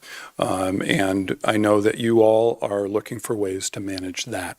I do want to say very much that certainly in my position as a clinical social worker at the schools, I go into work every day wanting to bring value to the students, to the families, to the school that I serve. So I appreciate that. It's been a privilege for me to work here and to work in this environment with a talented, dedicated, well-qualified group of professionals. I'm just want to give a quick heads up as to what the student support services side of things does, because we're not direct instruction, right? And that's a key component, obviously, of what schools are all about. How do we make sure students are in front of teachers? My position allows for, say, if someone is having a stressful time, dysregulated or whatever, they can take a break and have some place to go, that they're not in trouble. They can process whatever's going on, and we get them back into class. I prefer to do it during study hall if possible, right? There's other things that we do a little more expansively. We do the suicide prevention awareness training that's required by law for new staff every year. For my position and the other social work and mental health support services clinical staff, we also provide the district and building crisis team connection. So we oversee those protocols and make sure that we are trained and that we are trained as a staff, as a full faculty, so we know what to do when an issue comes up, if and when. And things do come up. We want to make sure that students have a place to go and that they're accompanied by an adult if things do get really stressful. One of the other things we really try to do is make sure that because we understand how important it is for students to be connected with somebody, do they have somebody they're connected with? Often it's a family member. I also want to find where that is in the school. If they don't have that, maybe it can be me, maybe we can identify somebody else. So we're trying to really bring that connection in community for all students and with all their staff members that are available. And different students have different connections with different staff members. It's just how it is. I do also want to be mindful as you are making these challenging budget decisions, again, that this is an investment in our community, these students' communities. The downstream costs can be significant, and it is hard to show exactly where prevention saved us money, right? And so those are important things to be thinking about as you're making these decisions, obviously. I think we've heard a lot about where those downstream costs end up. I do know that Augusta has a very lean student per pupil expenditure for the school board already. And I want to say that this is a great time to continue to invest in these students and these families. So I thank you for your time, and I appreciate your efforts in taking the next steps here. Thank you.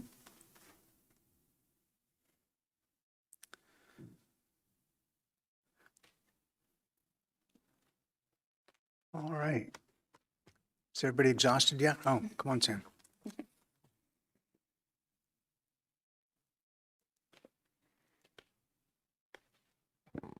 Good evening, Mr. Mayor, Mr. City Manager, and members of the City Council. My name is Sam Baker, and I live on Sewell Street here in Augusta. I'm the school board member for Ward 1.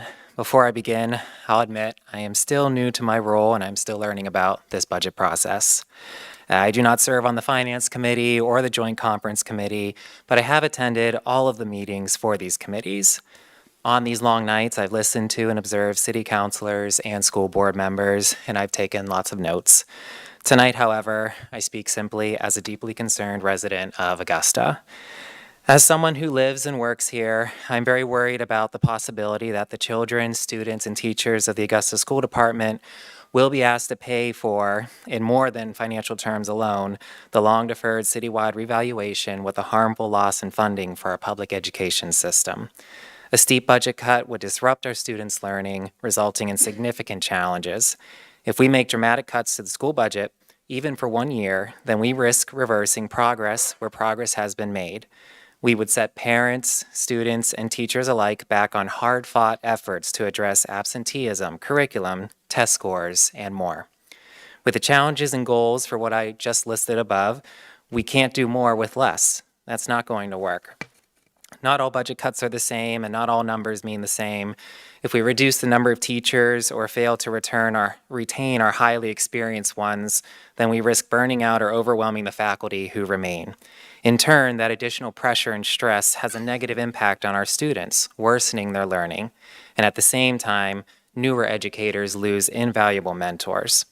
And less support in the classroom almost always makes its way back home or into the broader community. By adulthood, that lack of support can turn into bigger problems that come with higher costs. Let me be clear, it is not a burden to educate the children and students in our city.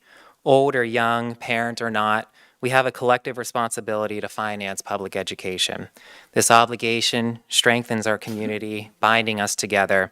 It gives everyone, not just students and their families, something to hope for and work toward. It also gives parents a break.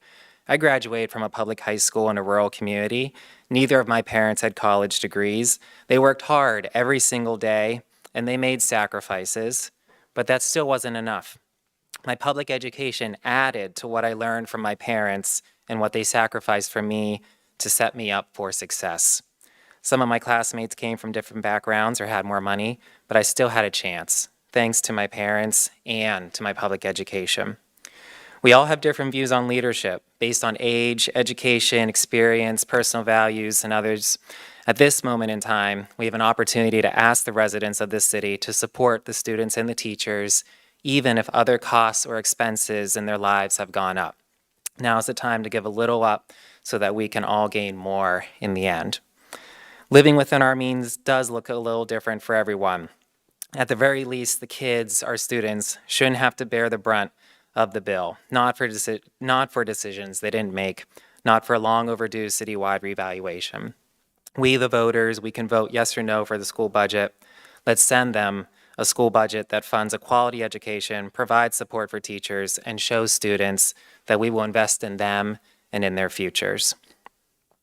Because a well-funded, well-resourced, and well-staffed school is a sound investment in our city and in its economic growth and development. I'm neither a parent nor a teacher, but I firmly believe this: you get one shot to educate a child. There are no do-overs, so you have to try as hard as you can to get it right when it really matters. With this budget, let's try as hard as we can to get it right. Thank you. Thank you.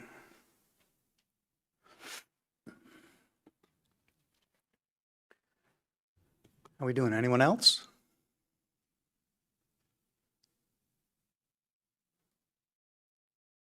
Are you sure? This is your best chance. All right. Do we know if anybody's downstairs that wants to? There isn't anybody else. Okay. All right. So, thank you all for coming, even if you didn't speak, for coming, showing up. A lot of years, we don't get this, we haven't gotten this kind of feedback, so it's important that you've come out. We appreciate it. As you can tell, there's as many different perspectives as there are people in the room. I just want to speak briefly about the group of people you got working up here. We're all taxpayers as well. City manager's a taxpayer, school superintendent's a taxpayer. And you got a lot of different experiences up here. You got some retirees, and you got some young parents, and you got some business people, and you've got people who've worked in HR and the nonprofit world and whatever. All that is to say, I think you've got good people working on this with you and for you, I would stack this council up against any municipal body that you can find around. So the next steps, again, is that after we adjourn this special meeting, we have another meeting. We have an informational meeting. And depending on how that goes, we may spend a little more time discussing it. What we call a wrap-up. We started our wrap-up on Tuesday, and maybe we'll, I expect we'll spend some more time with it later on tonight. We have a first reading of our appropriation resolve a week from tonight. Then the second reading, we have to have 2 readings of it 2 weeks from tonight. We're going to talk about tonight whether we get to a number or instructions to our management team and school superintendent, or whether, we have the possibility of maybe even coming back early next week to spend some more time with it. Depends how the discussion goes tonight. One thing that I like to say at the beginning of the budget process is we never end up where we started. If you read the newspaper, we were talking about 21%. We're already not there. I don't think we're where we want to get to. We're down to 16%. That's still a lot. And I don't think we'll stay there, from what I've heard. But again, I don't know where we're going to end up. And the reval is a consideration. We've talked a lot about the revaluation, what it means and what it doesn't mean. It's really a state-required process to bring equity among the taxpayers in the community. Bring everybody up to fair market value, and as a result, some will pay more, some will pay less, some might not see a change at all. But it's really 2 different things, but it just makes things more complicated because you have the impact of a reval and then whatever we do with the taxes. So, having said all that, I want to make sure that everybody's had an opportunity to speak so on tonight. Does anybody have second thoughts and want to speak that hasn't already? All right. So I'm going to close the public hearing, and I would invite a motion to adjourn the special business meeting. So moved, Mr. Mayor. Been moved by Councilor Lind Second. and seconded by Councilor Gary Allen to adjourn. If there's no discussion, please vote by raising your hand. We don't have anybody at the lights. Force of habit. All right, 7-0. All right. Our special business meeting is adjourned. Mr. City Manager, are we going to stay up here for the bench for the information meeting, or are we going to go down to the well? I was thinking going into the well, but that's at your pleasure, Your Honor. If you'd rather stay at the bench, we can, but we can set up real quick at the well. All right.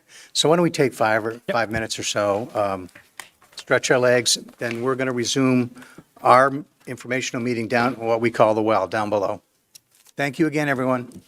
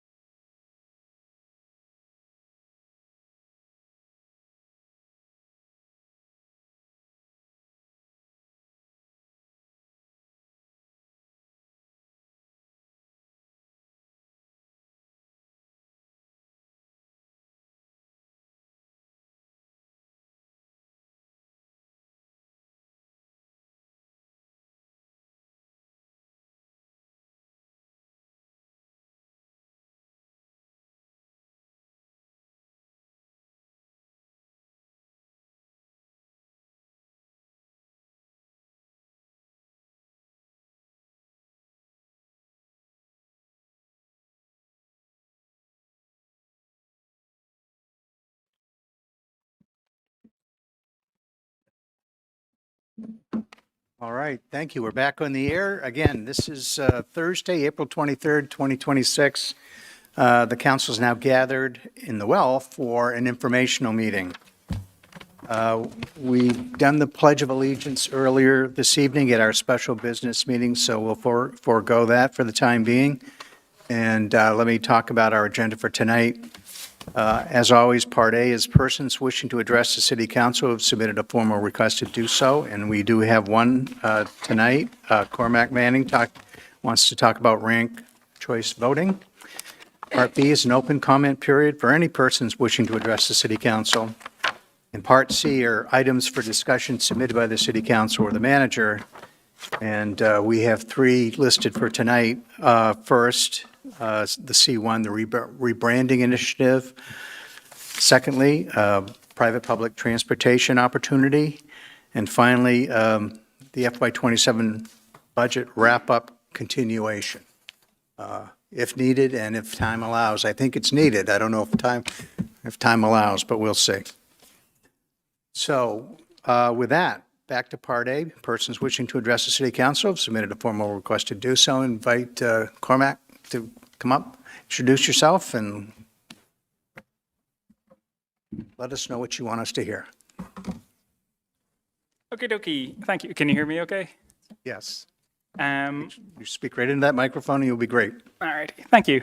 Hello, everyone. I am Cormac Tiankai Manning. I live on Greenleaf Street, so maybe about 5 minutes walk that way. I don't know which direction we're in. 5 minutes walk, one direction from here.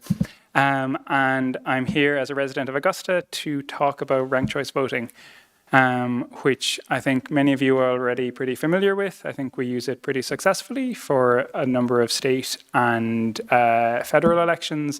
And my proposal is to expand it and let us use it as residents for municipal elections as well. Ranked choice ballots, for those who aren't aware, are pretty easy to fill out. You start by choosing who you think is the best person for the job, whoever you think that may be, and you give them your first preference. You don't need to worry about whether you think they're going to be the most viable candidate in terms of they have the most lawn signs or somebody's going to be a spoiler or whatever. You just decide based on who you actually think will do the best job in the role, and you are free to vote for them with no pressure. If you like, you can leave it at that, or if you wish, you can give further instructions to the people counting your vote to say, if the candidate who I have voted for is not successful, if they do not have enough support to win, I would like to instead vote for somebody else, who's my second choice. You can do the same for your third choice, fourth choice, and so on. The results in this, it results in voters, I would say, feeling more satisfied because you feel like you have more of a voice. You're able to vote for what you really want. And it's better for the city as a whole because you have elected officials that have more popular support among the public. The Bangor Daily News and Fair Vote did a survey of Maine voters in 2024 to ask how easy or difficult we thought it was. And 82% came back in that poll to say ranking choices was easy or very easy. At a municipal level, it's already used. We wouldn't be the first people to do it. So it's already in place at the moment in Westbrook and in Portland. And those are the ones in Maine, but also many other municipalities across the US. But what I guess I have particular experience to talk about is, so I was born in the US, live here now obviously, but I grew up in Ireland. And every municipality in Ireland uses ranked choice voting and actually has for over 100 years. And in particular, something called proportional ranked choice voting. It's a type of ranked choice voting. I'll hand this out at the end. They said I could bring a thing to share. It's a long meeting, so I won't read out the whole quote, but there is a great quote about it from the founders, from John Adams in 1776, but it's language that they spoken in 1776, so I won't,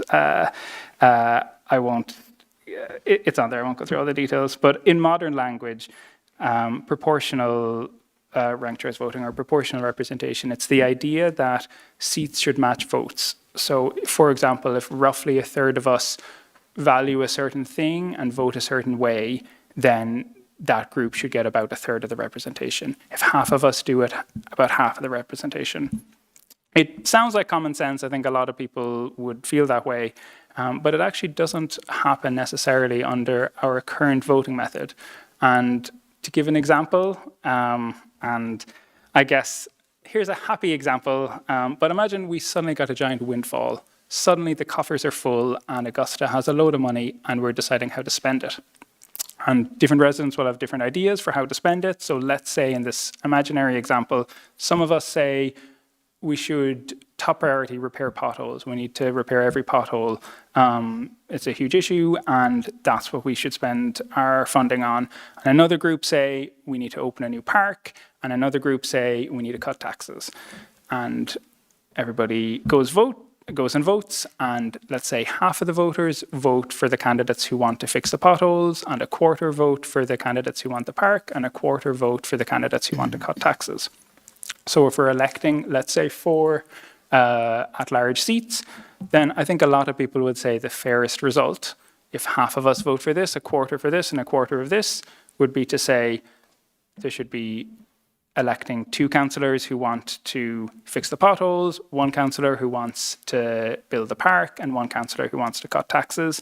And then those councillors will have to sit down together, work out, listen to each other, and work out something, do their best to have something that works for everyone. So in this example, perhaps they decide we're going to eliminate really focusing on the most annoying potholes and focus the majority of the budget on that. But the leftover money we could use maybe to improve the existing parks or maybe have a small tax cut. And that's really how, in anything outside of politics, that's really how grown-ups make decisions, is we sit down together, we listen to each other. Nobody gets everything they want all of the time. That's just not how life works. But people work together to find the best solution. And the majority should prevail, and the minority should have representation too. And I think both halves of those are really, really important. The majority should prevail and the minority should have representation.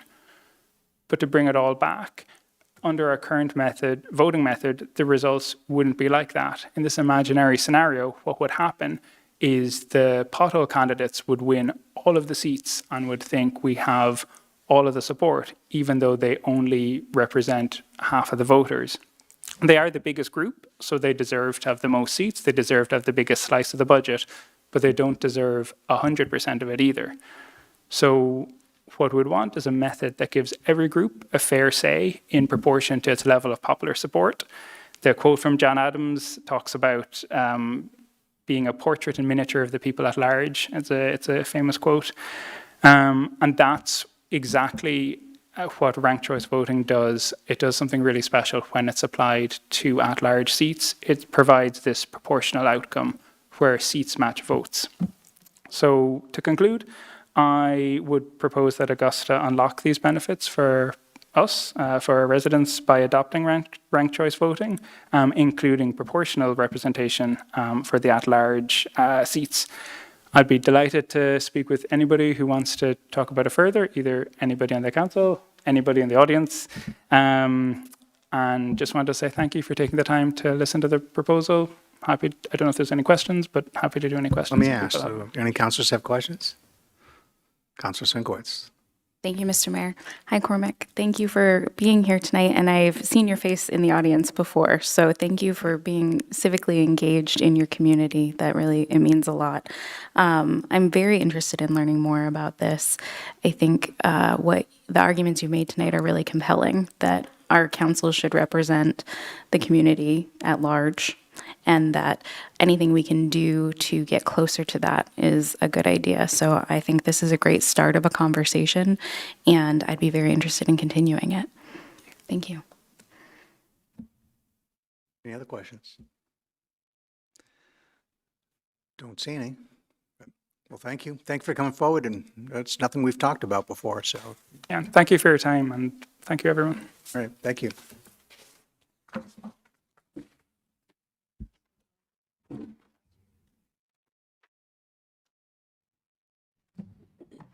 So next is Part B on our agenda, open comment period for any persons wishing to address the city council. And are there any?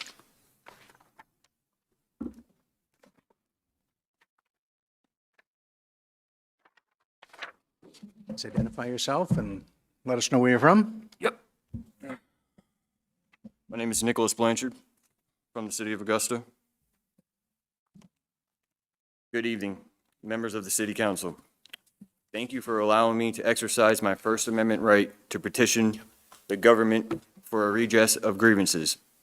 Tonight, I provided each of you a copy of my speech, but also supporting materials to back up everything I am stating.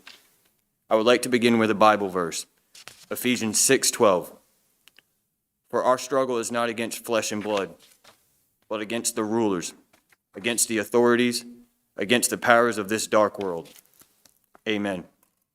I want to start off with a timeline. December 3rd, I was given a bag by a homeless individual who stated it came from the Access Center on Water Street. I was shocked, considering this is just a few hundred feet from the park where all of our events are held. December 4th, I brought that information directly to the City Council. December 11th, I returned with additional documentation, including receipts, concerns regarding potential fraud. At that point, there was no visible concern or follow-up from any of you.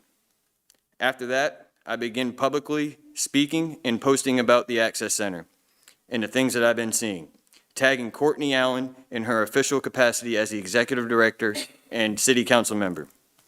Let's fast forward. March 17th, as the snow was melting, I was walking my dog Coco when I discovered used needles discarded on the ground next to an apartment complex where I live. I began posting about the Access Center again. April 6th, I observed a large encampment at the end of my road filled with needles, trash, propane tanks. I went live on Facebook, and at that point, I started to walk. I walked up to the Access Center, and that was my first direct interaction with Courtney Allen besides city council meetings. At this point, things began escalating. A few days later, after work, I was walking my dog again when I observed two individuals actively picking up used needles. I know these individuals utilized the Access Center. I attempted to engage what would have ended up being help. Instead, I was threatened on video, and this is why I record everything. April 15th, I returned to the Access Center and observed a public box being filled outside. This is the same type of box used around the city where children can pick up free books.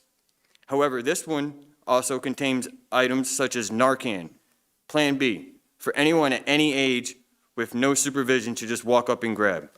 To be clear, I am not against Plan B being accessible. My concern is unrestricted access with no safeguards. To put it in a clear perspective, what happens if a 13-year-old girl, without her parents' knowledge, takes Plan B from that box without understanding the proper use and the side effects? How many parents on this city council would be comfortable with that level of access? The next morning, I received a call from Augusta Police Department stating I was being trespassed from the Access Center.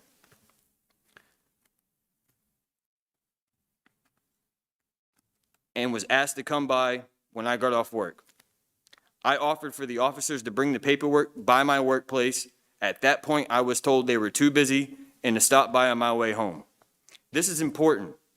That's why I went when I bumped into her again at the police station. After leaving the police station, I sat outside the Access Center peacefully waiting for my trespass paperwork to be completed. I did not cause a disturbance. I was not asked to leave. I was not removed. While there, I observed Courtney Allen outside of her facility. I sat peacefully till about 7 p.m. At this point, I went to City Council to show where priorities in Augusta are. I sat quietly for 15 to 20 minutes before leaving, which all of you seen. During that time, I observed Courtney Allen late to the meeting arriving. I kept my space, and I told her as she was walking in, that we voted for her to be here and not at her access center. A few days later, in a meeting, she attempted to cite safety concerns for a reasoning why she was late. But I have to ask, if I was truly a safety concern, why was I never asked to leave? Why was APD never called while I was sitting there peacefully? Why at no point was I removed? I simply sat outside peacefully waiting for my official paperwork. Meanwhile, I have been accused of harassment based on solely public posts related to my First Amendment rights. Do I need to define harassment? Have I called her personal phone? Have I gone to her personal residence? Have I threatened her? What makes this worse is a fellow member on this board, one I have a lot of respect for, decided to justify her false claims by agreeing with it. I would like for you to read the highlighted part of the material that I handed out so you can see what I'm talking about. And when I learned that APD, at this point, I learned that APD had to come and check her vehicle because we simply bumped into each other at the same grocery store. And I did not hear this from law enforcement. I heard it simply because she was out eating, bragging about it, making claims that I'm having people follow her. What I'm seeing is the use of law enforcement resources in the response of public criticism. Meanwhile, our streets have needles, our parks are unsafe, our neighborhoods are visibly deteriorating. And every time concerns are raised, the response becomes, what is your solution? I am not an elected official. I am a taxpayer. It is not my role to create policy. It is yours. My role is to bring problems forward, and I have done that repeatedly. So I ask you again, at what point does Augusta begin addressing what I would call a breaking point in services? At what point does Augusta get its Plan B solution? For these reasonings, I'm calling for accountability and transparency. And I am respectfully urging Courtney Allen to step down from City Council and that the Access Center be re-evaluated in its current operation and oversight. Thank you for your time. Godspeed. Thank you. Any questions, Council?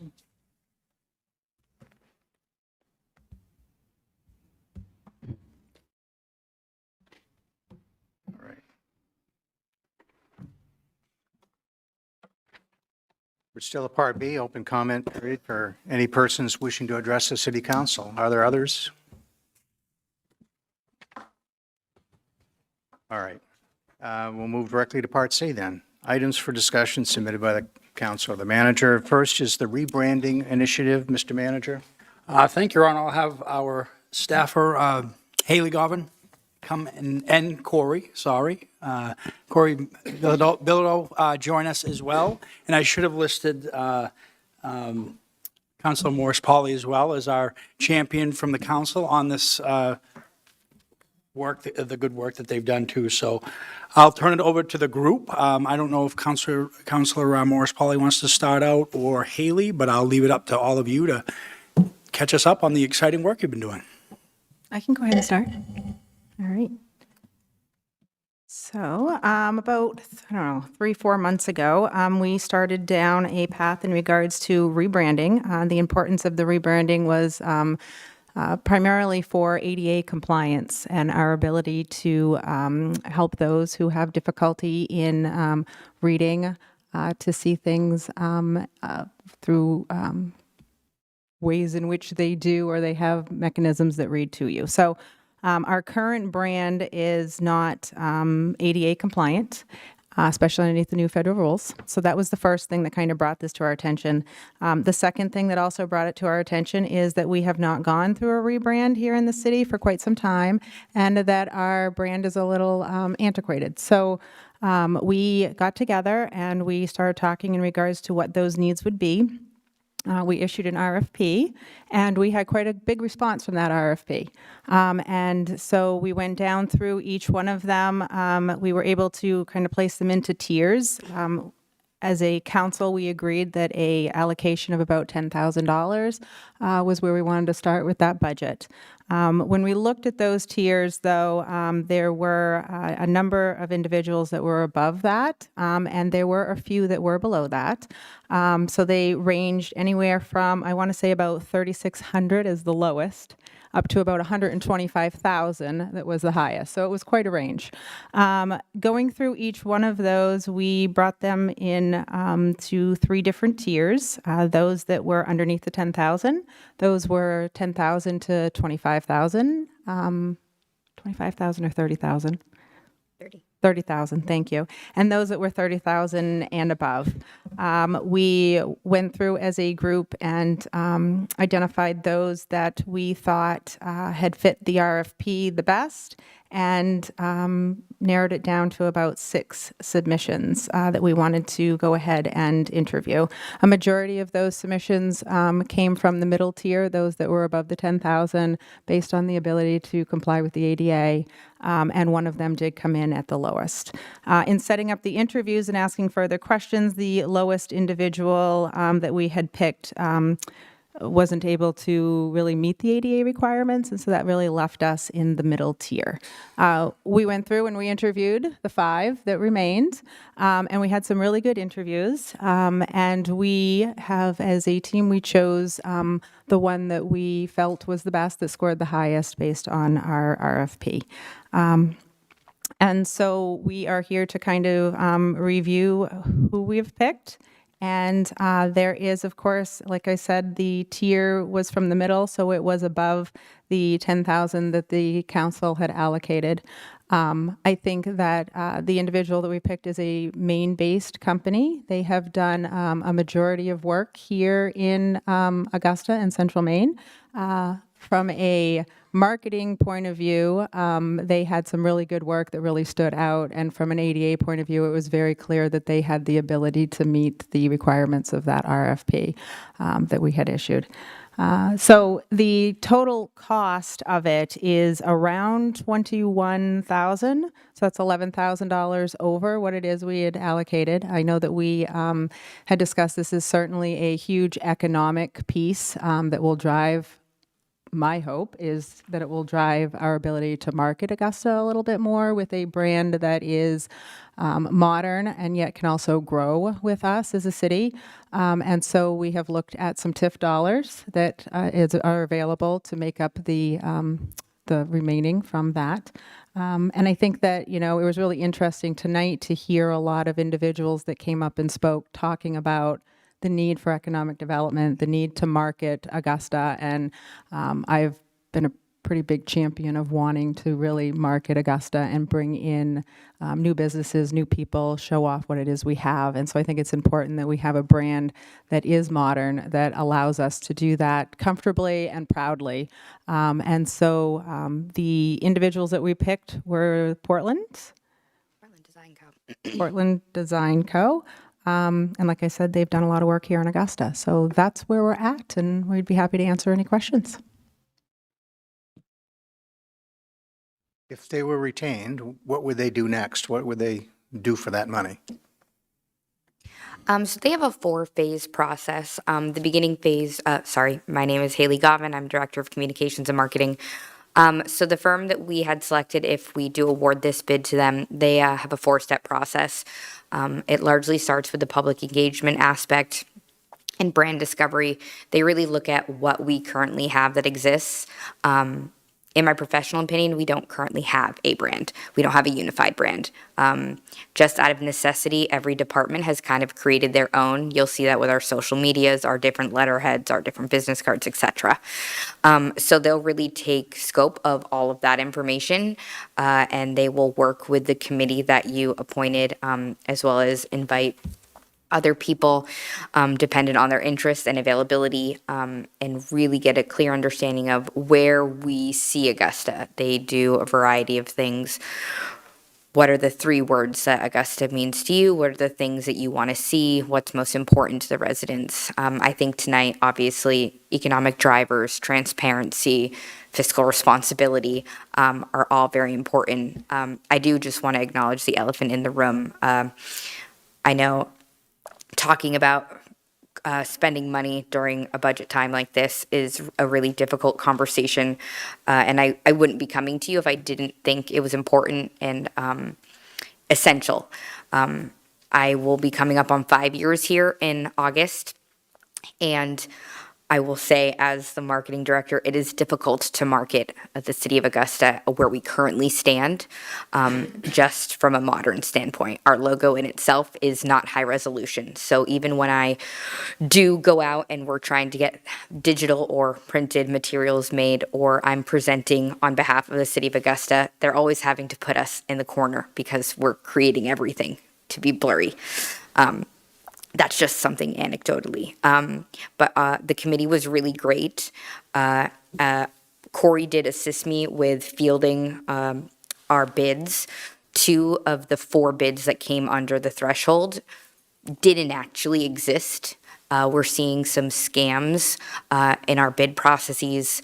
So that is something we also have to be prevalent for. So we did eliminate some. Obviously, $200,000 was never going to happen, as well as our 2 lowest bids were not reputable, or they were ghost companies.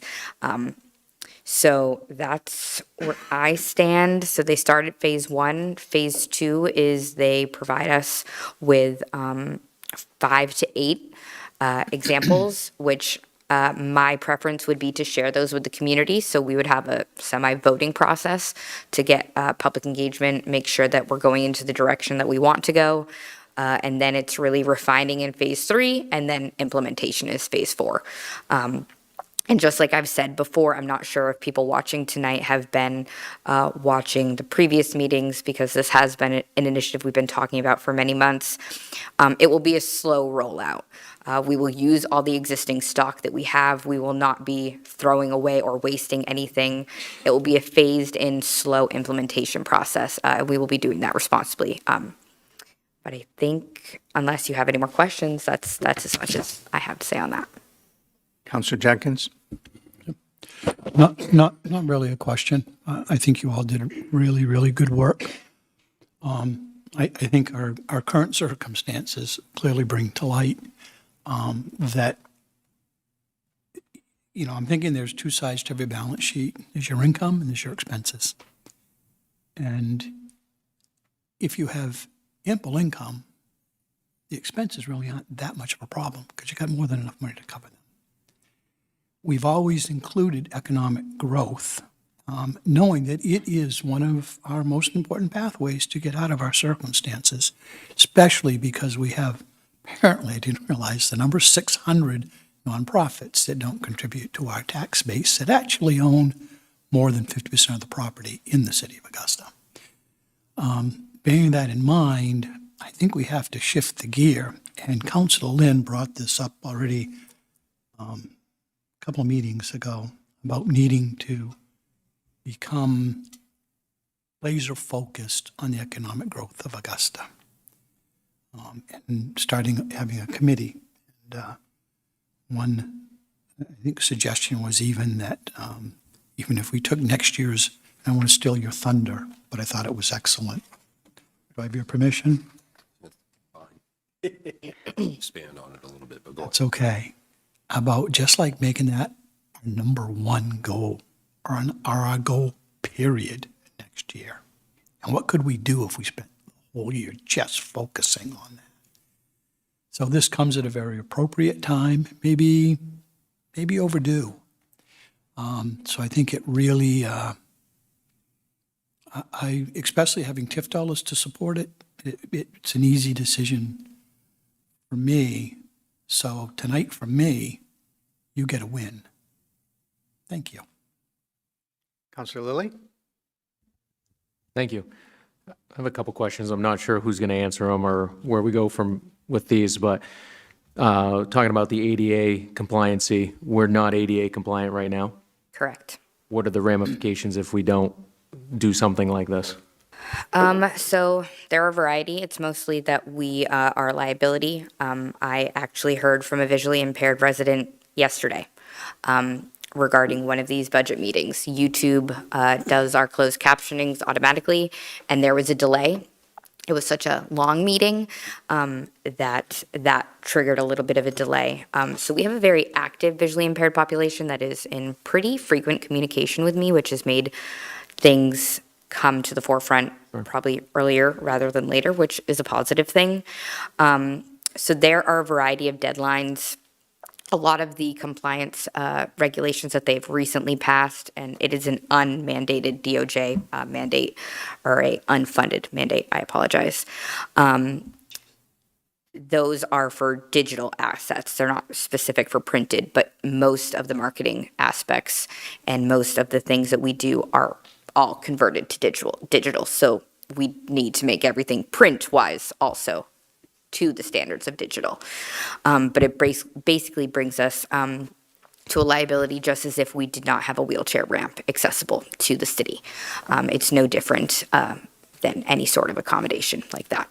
But date-wise, it's Date-wise. important. We're in compliance now because of, that hasn't passed yet. There's a date to that, correct? Correct. It is as of April 2027, and actually as of Monday, we now have an additional year. A lot of the communications organizations have really been pushing back because it's unmandated and it is an ever-evolving sphere to provide more time to reach those thresholds. Thank you. Next question, I think I did answer, but I just want to make sure I understood, was how long would the four-step process take? Is there an end date that they would have, this Portland Design Company? July 1. July 1 of next year? This year. This year. And for the funding, are we able to fund all of this through TIF? Yes, the downtown fund, downtown TIF. Sure. Have we explored any grants that would be able to help us out with this? I have explored them. At this time, there are none that we meet the threshold for. Okay. And then are there any ongoing costs or savings that we'd be able to see later on or yearly? I'm not sure. I know in other municipalities that I've worked for, sometimes on the insurance aspect, there could be some savings, but that's not something I've explored with Christy. But I absolutely can explore that. In a backup or follow-up to that, once the design company is completed, the IT department's able to take over from there and keep. Yeah, there's not too much intervention on our end. It'll Okay. take care of itself. Perfect. Thank you. Thank you. Councilor Lind? Mr. Mayor, so thank you, Councilor Morris Parley. Thank you for doing this. ADA compliant aside, I think it's important we have a good brand. I mean, seriously, I to work anywhere we have multiple brands, it just doesn't look professional. So that's pretty neat. What Councilor Junkins was mentioning was a conversation I had with him about, I'm a proponent of plans, the facility plan, the Parks and Recs plan, the active transportation plan. And the reason is, my previous life, I was a bureaucrat, and politicians come and go, but civil servants stay, and it's nice to have a long-term plan that can kind of work through the ups and downs. And every January we get together, we all have our goals. We come in with those goals, are excited, whatever that moment is. So I was just mentioning perhaps one, and I won't be here, it's kind of sad, after 9 years I came up with this idea, but I'm just asking that you consider an economic plan, a 5 to 10 year plan. In all fairness, we're critical of the staff. Why aren't we doing this? But we've never really said, here's our plan.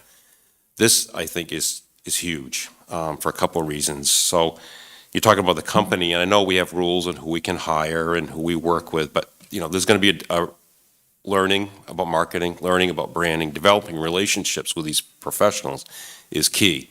Relationships matter. So just picking the company, knowing who does it, this is awesome. It's very positive. It's timely with what we're dealing with. So thank you, Haley, for bringing. I remember when you brought it up and everybody's like, well, what's this all about, this ADA thing? It's morphing into a little more. It is important to be compliant. I know some people are visually impaired. My mom was for quite a while, so that's extremely important. But there is also a second and third effect, I think, that's really an opportunity, a great opportunity. So thank you for doing this work, and I'll be down here next year. I'll be watching probably on CTV7. I'll hear all about the great things of Brandy, but thanks, Corey. And the spoofing is kind of freaky a little bit, isn't it? I mean, I'm sure this isn't the only department that's had an RFP kind of. Yeah, it's kind of a known thing in the industry now, so another thing to keep an eye on. Okay, that's why we need an IT person. Great, thank you.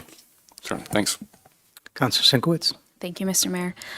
Thank you all for this work and everyone on your committee. Reading through this memo, this was a very well executed process, and this outlined it so clearly. So I really felt like I understood what I was coming into tonight and ready to go. Other councilors have mentioned similar pairing accessibility and government transparency with economic growth. There is no downside here. This is exactly what we should be spending our TIF dollars on. It is our responsibility as the government to be accessible to the residents of Augusta. And having pulled together a lot of municipal data over the last couple of weeks for my spreadsheet of knowledge for myself, there is a huge impact to what even just looking at a website tells you about a municipality, and there is a wide range of professionalism in those municipal websites and how easy they are to navigate, but even just the impression that they make. And so all of the arguments I've heard about how this can enhance our marketability, I think anecdotally, absolutely. So thank you for the work. Looking forward to seeing what comes out of it. Others? Yeah, I was impressed with Jala. I mean, it wasn't a slapdash kind of put together type thing. It was really thoroughly done. And I think even though it's a little bit more than what we might have expected at first, it's still not, it's still not out of the range of reasonable. I think we'll get a great return on it should we pursue it. And again, we got TIF dollars to do it. So I'm kind of excited to see what we come up with at the other end. It's time for a refresher, it is, and plus we gotta do it anyway, so. Councilor Girion. What do you guys need from us to move it forward? Well, the council order on the next agenda, just formalizing that to authorize that amount to spend. We probably don't necessarily need it, but we can memorialize it and move it forward. I'm in. All right, good. Mayor and council. Good work, everyone. Any other questions before we let them go? All right, thank you. Thank you.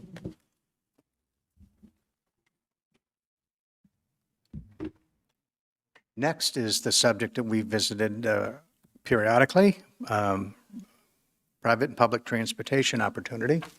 Thank you, Your Honor. In the interest of time, I do have Earl here who can answer any questions you may have, but I'm going to really introduce this topic because the whole idea was to let you know we're still working on that council goal, and there's an opportunity that kind of, I don't want to say fell in our lap, but it was a guy I met at the gym that we started to have a conversation. And he basically has a transportation service that he provides in the greater Augusta area.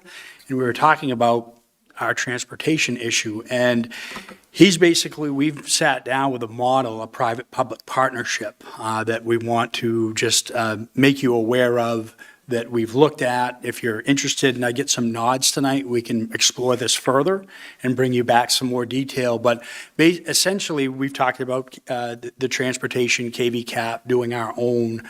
This would be, again, a private-public partnership where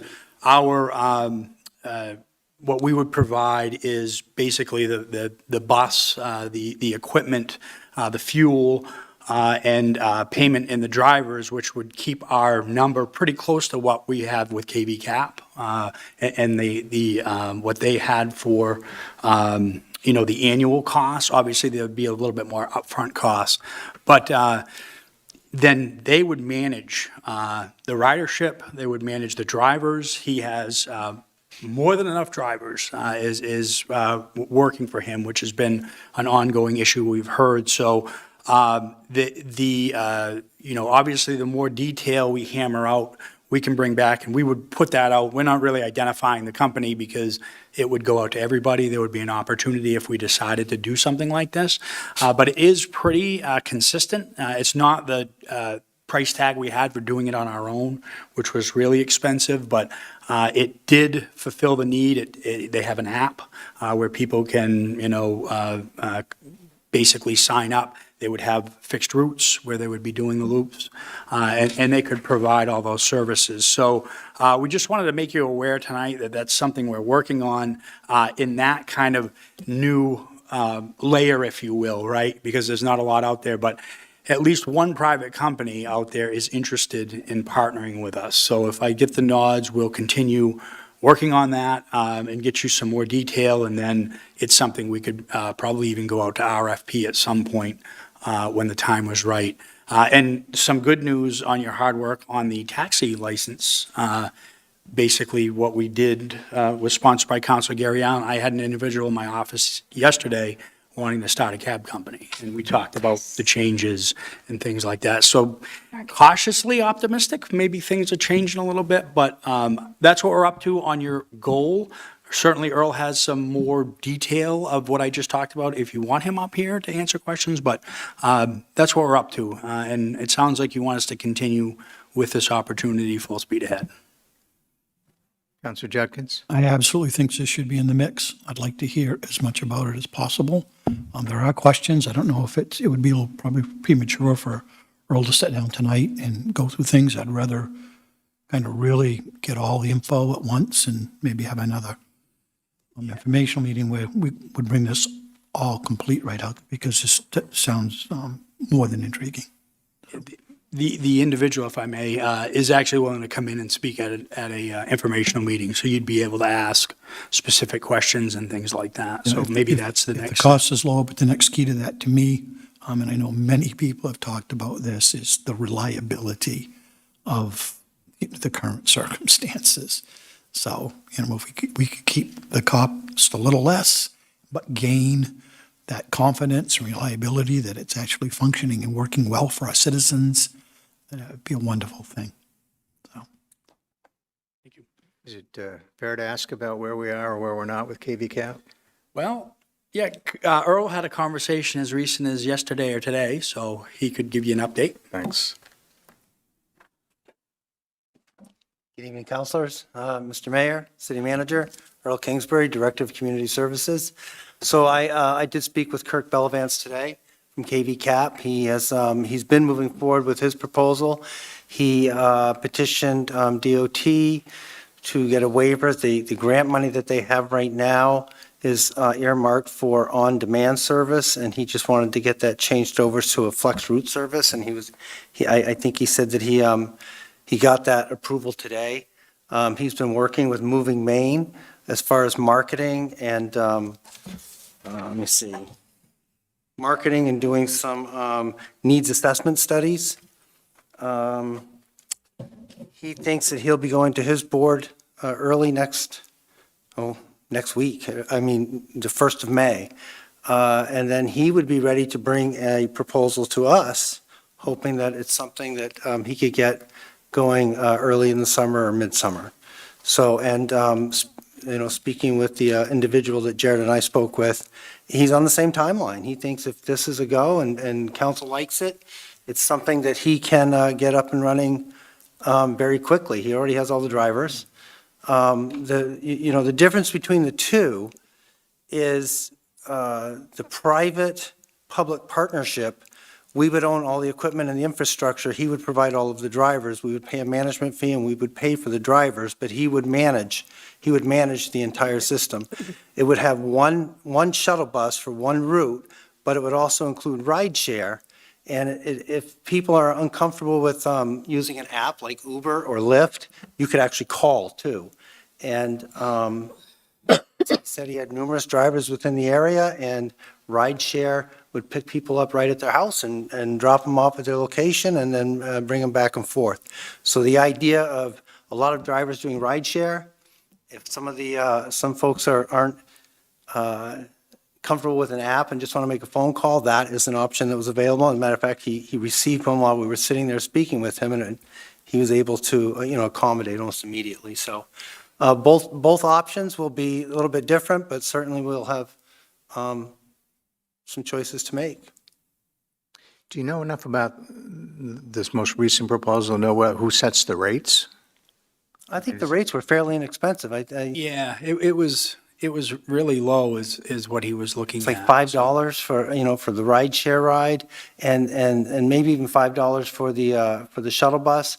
But also if some folks needed some so if they qualify for like a scholarship, that he would eat that cost as well.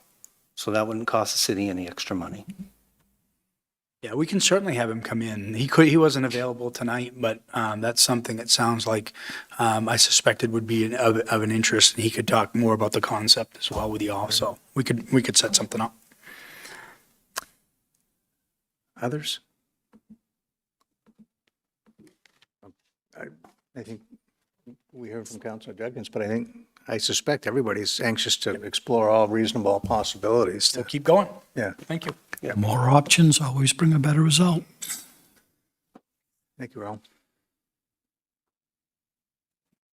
All right, we're at C3, presuming we want to proceed with more discussion about the FY27 budget. I assume everybody's prepared to go ahead a little bit, at least a little more time tonight? Okay.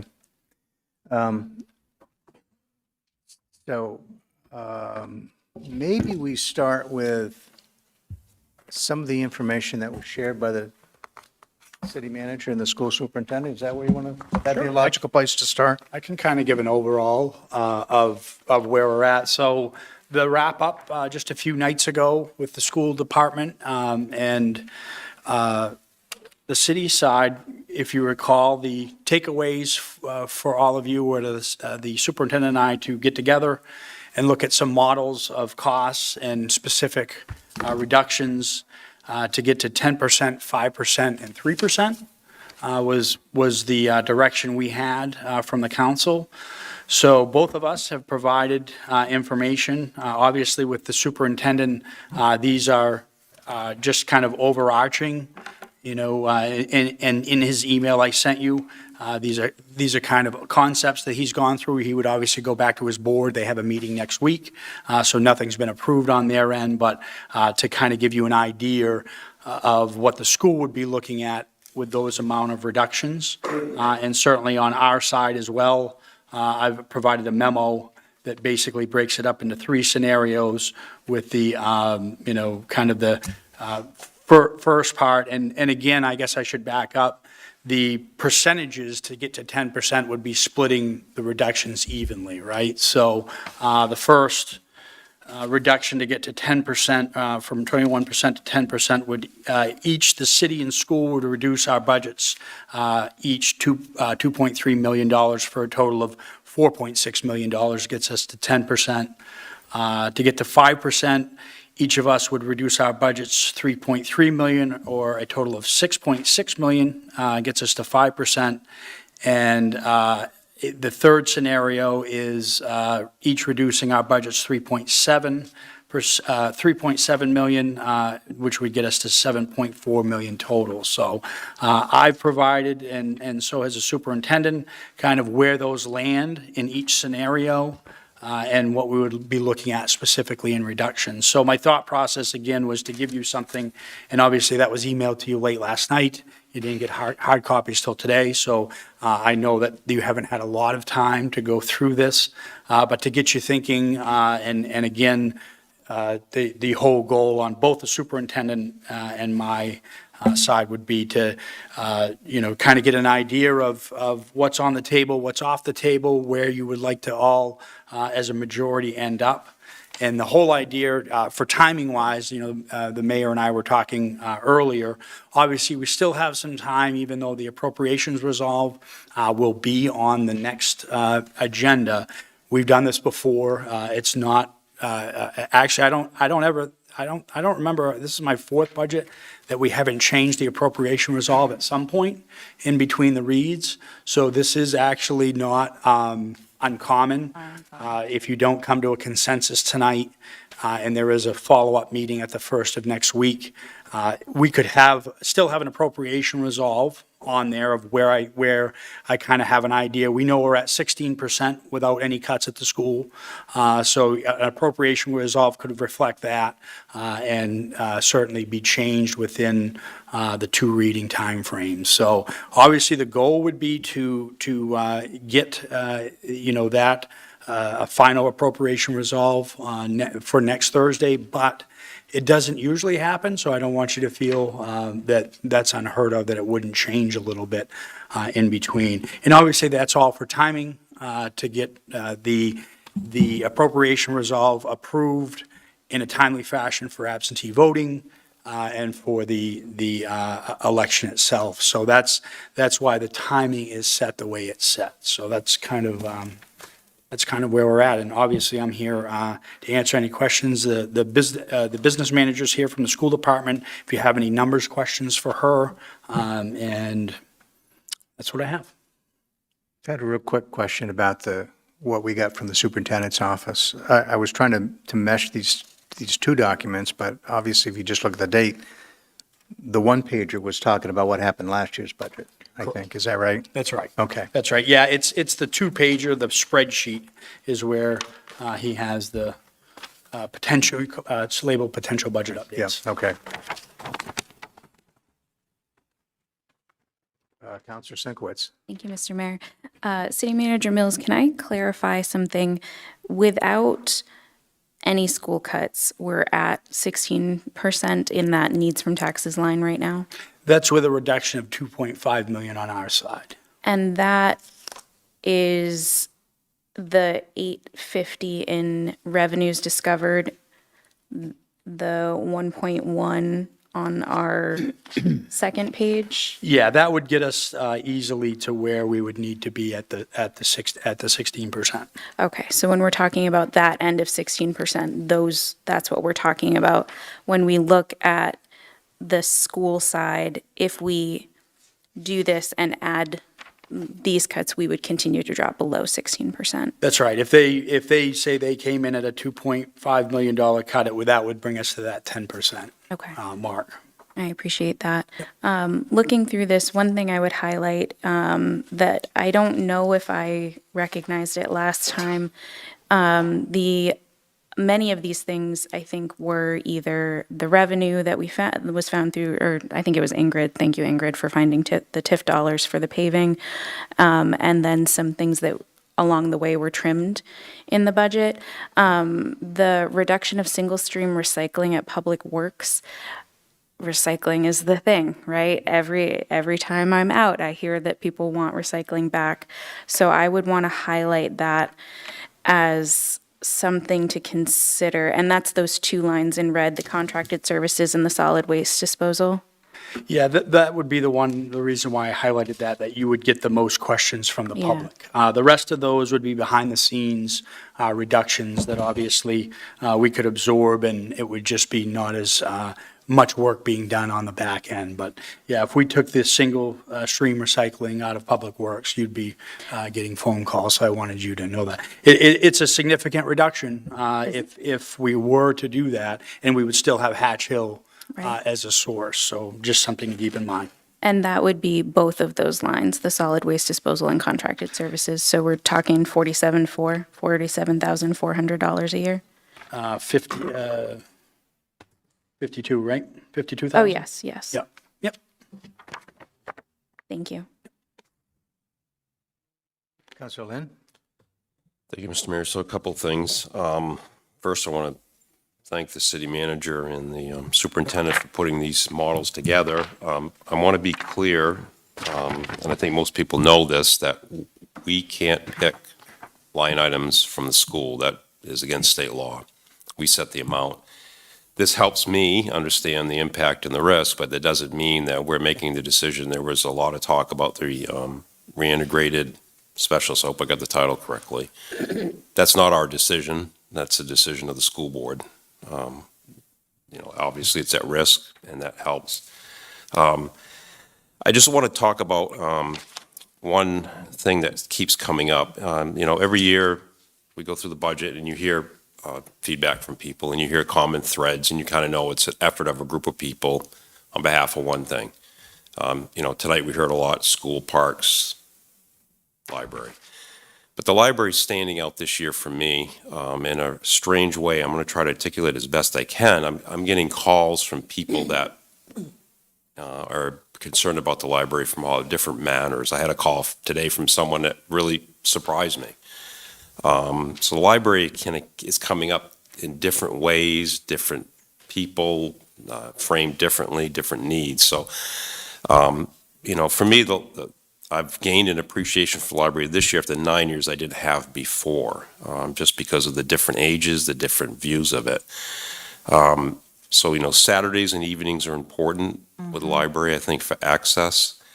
The other thing I noticed is the outreach. I noticed a lot of senior facilities and main veterans homes. So I don't know if that's an opportunity to partner and maybe use volunteers, whether it's Senior Spectrum or the Augusta Friendly Aging. I've got the title wrong, but that group, I'm sure it would help. I think there's some opportunity to probably think a little differently. So I'd kind of like to look at the library and kind of just figure a way.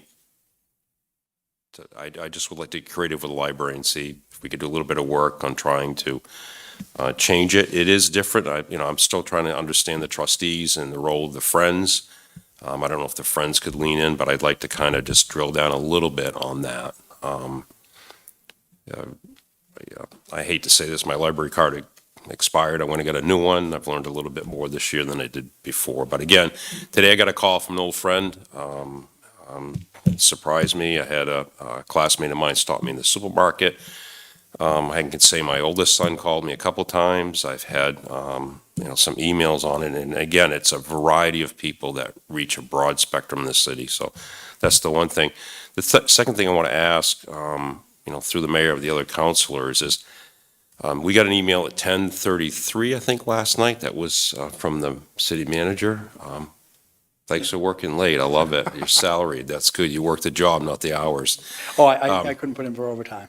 You can't. No, you work the job, not the hours. You're salaried. Trust me.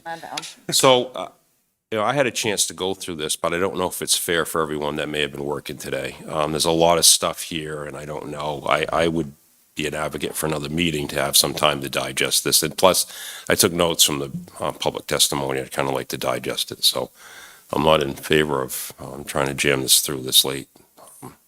Maybe it's because I'm older, but if you want it bad, you're going to get it bad. And I think we kind of need to get this right. Councilor Jenkins? Thank you, Mr. Mayor. I guess I would want to echo some discussion about the library. When I have brought this up in the past, and I'm still doing it now, I've long considered that the Lithgow Library is one of the jewels in the crown that Augusta wears. It's important. But we're in a situation like this, we have to balance wants and needs. And to a lot of folks, I think they would consider that it's a luxury, it's a want. I would argue back that there are some essential services to large groups of people here in Augusta that the library does provide. So my view on that was not to go away with it, but to perhaps a little bit of a diet, scale it back. We don't completely be gone, but the view, if it could operate, shut down a couple of days a week, something of that nature. And I had requested you to try to give me some guidance on what that might look like. And if we run a few less, so which programs do you choose? Because they all sound interesting and exciting, but if some have to go, what would they choose to let go? And how much reduction in work would that be? And can we, get by with a Wednesday through Saturday type work week, a little later opening in the morning, but stretching a little later into the evening type thing? I want to know what it looks like and what cost savings can be achieved there, but absolutely don't want it to go away. I'd like to clarify a couple points, but if you wanted to while we're on this subject, if you want to say something, please. Yeah, because you get the document so late, there are cuts in there that you'll I see. didn't have a chance. Yeah, so I your gave us- questions are answered and what that would look like in reductions Yeah. and things like Yeah, that. I had a very needy client today. I'd spent a lot of time with them working things out, but so I didn't have the opportunity, but Understood. thank you. Okay, I will review that. Another thing that I really want to clarify, because there was a lot of talk tonight about cutting the school budget, cutting these programs. What I would want to say is that cutting is taking away from what we had been doing, and it's not. No one here has suggested going below what we did last year, flat funding and staying where we were last year. But last year was $18.8 million from the city side. So it's not that we don't fund the school with a good amount of money. You add that to what the state would do, and that comes up to $36 million. So I was a little bit inspired by Council Sinkowitz, who runs all of her data analysis and statistics. We know she loves her statistics. So I said, okay, what's kind of important if you look at it in a business sense? So my thought was, if I looked at some similar communities, geographically and demographically close to us, found out how many students with their populations, what was their total budget, how much did the municipality give towards their total budget, to really develop a sense of what a cost per student amount would be. And in all honesty, flat funding the school still puts us in the majority of a cost per student basis. We're $18,000 per student right now in Augusta. And many of the other communities provide services for less. So that's a question. That's a why. Okay? I'm sure there's some reasons behind it. But I really feel like the light is shown very brightly on what Augusta is paying. But I want to reiterate what the mayor said. We can't govern how the school spends that money. We don't get to say, cut this position or cut that program. None of that is our business. We appropriate one lump sum, and it's up to the school administration, the school board, the school superintendent to spend the money effectively and efficiently. And if they're not doing that, no one's looking at that, are they? I haven't heard that question asked. I know that we've had some really funny accounting issues come up last 3-4 years running. Like, hey, we kind of lost $2 million. And as a lady had mentioned, it wasn't $1 million, it was $2 million. So that always lies what's going on there, but we're cut off from it. So for the citizens to be a little upset that, all right, you're cutting this, you're cutting that, it's no, if we really are giving an ample amount of money, what should be an ample amount of money, that light's got to shine over on the other side. Is like, who's spending it? Where's it going? Is there like some Swiss cheese going on over here? And then we have no control over that. So I'm a little reluctant to take all the blame. And I'm not suggesting that they stay flat funded. I just wanted to get their attention last meeting. I think I might have accomplished that. So that being said, let's move on. Councilor Gary Allen. Got a little more than attention, Councilor Judkins. Thank you for bringing us to the table. So I want to spend a little bit of time talking about the realities of what we're talking about. I want to preface this with I am prepared to vote for a budget that is much less than 16%, and I am not prepared to vote for a budget that is 16% of an increase. How we get there is the question before the council. But I took out the school, proposed school budget cuts. And I literally almost had a heart attack when I turned over the page and realized that one of the potential things that the school board would be talking about cutting is transportation to high school. $644,000, $644,225 because grades 9 to 12 transportation is not legally required. And then it talks about how this will create a hardship on many families in getting their high school age students to and from school. I just want to state on the record, if there is no bus to school, my child is not getting to school. I have no idea how he is going to get to school. Maybe he'd walk, but it's like we live on pretty much a highway. And I'm concerned he's probably going to get hit. But my husband leaves for work at 6 a.m. I leave for work at about the same time. That's wild to think about. And also, we are in a position that those are real things we are talking about.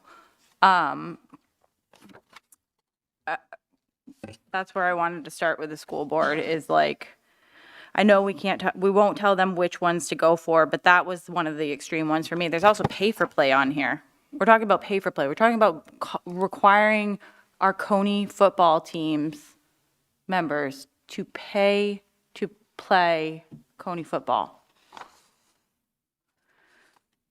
I don't know what to do with that.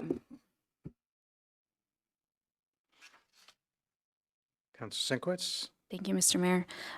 Before I forget, I just wanted to say that being in this room tonight for the public hearing reminded me why I want to sit in this seat. The individuals, the residents, the employees that showed up and spoke were such a highlight of our community. Whether any of us agreed with the specific point they made or not at any point in time, I was moved by the civility, the depth of thought, and the care that our residents and our constituents brought to us in what could be a really contentious discussion. These are real things on both sides that we're talking about. We're talking about real costs to people, and we're talking about real losses of services. And that fear can drive people to be cruel and mean and division. And what I heard tonight was a community grappling with tough things in a way that was respectful and caring. And I am very proud to live in the city of Augusta tonight. I also had a hard time digesting these last night when I received them. Because of who I am as a person, I had to read them right at that moment, and then it was a little difficult to go to bed after that. I wanted one of the aspects of the library that I want to bring up, and everybody knows I want the library. That's not a surprise to anybody listening at the table, anything. We talk about economic drivers. And I'm not saying the library is a civic center, but there are a lot of parents from other communities that don't have libraries that bring their kids to our library that then take them out to lunch or go shopping or things like that. So I think, I don't know that I've hit on that aspect of it, but that is something to consider if we talk about closing on certain days, that we are also reducing those families' potential trips to Augusta. Our library is very well located to get to both sides of town. I, get to hear a lot of these discussions about the kids begging to go to McDonald's or something afterwards. Sometimes that's how the parents get the kids out of the library, is bribing them with some sort of treat. And so I think that is something to also consider, and its proximity right to our downtown. And they have some really great connection points, like the library hosts a pass to the village, so kids can go be at the village, and then, you're there. You buy lunch, you buy breakfast, whatever it is. That was one of the things I wanted to highlight, especially looking at the visitor log that we got. I forget what day we were handed this one, but over last year, there were 109,000 visitors from March 2025 to 2026, and we can't know exactly who that is, but that is a significant chunk of people coming to that part of State Street. The library itself is free and open to anybody, but whatever they do after that may be doing a little economic stimulus for us. I think other than that, one of the things that would be helpful for me in thinking through our necessary cuts is updating some of our, where we're at. Looking at this, I'm having difficulty tracking where we are in terms of getting to something that feels tenable. I am ready to agree to most, if not all, taking out recycling. I need to think about recycling a little bit more because I think that's something our constituents find very valuable. I am ready to agree to scenario 1.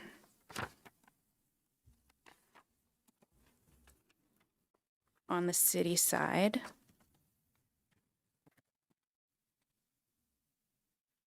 Yeah, I think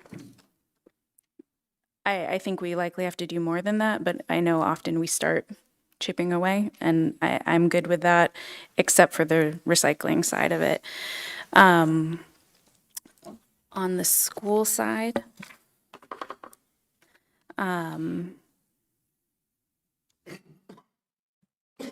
we don't get to do line by line, so I'm not sure what to do with that. Because in part of that first side, we've heard really clearly that there's some needs. I'm very happy to accept their revenues. We can take all those additional revenues that they've taken in. But I'm a little stuck on, we've heard from a lot of our constituents what they need in that. So not being able to do a line by line there, I'm not ready to say I'm happy to go with the superintendent's budget. I guess what I should say is that I trust the school board's judgment given that directive. And I think I'll leave it there for now. I don't think that's where we end up, but perhaps if we can start to agree on some steps, then we'll know what else we need to do. Thank you. Thank you. Councilor Morris Polly? Yes, thank you. So I think I'm going to reiterate a little bit of what other people have said, which is I haven't been able to really go down through this at a quick skim, at least from the municipal side.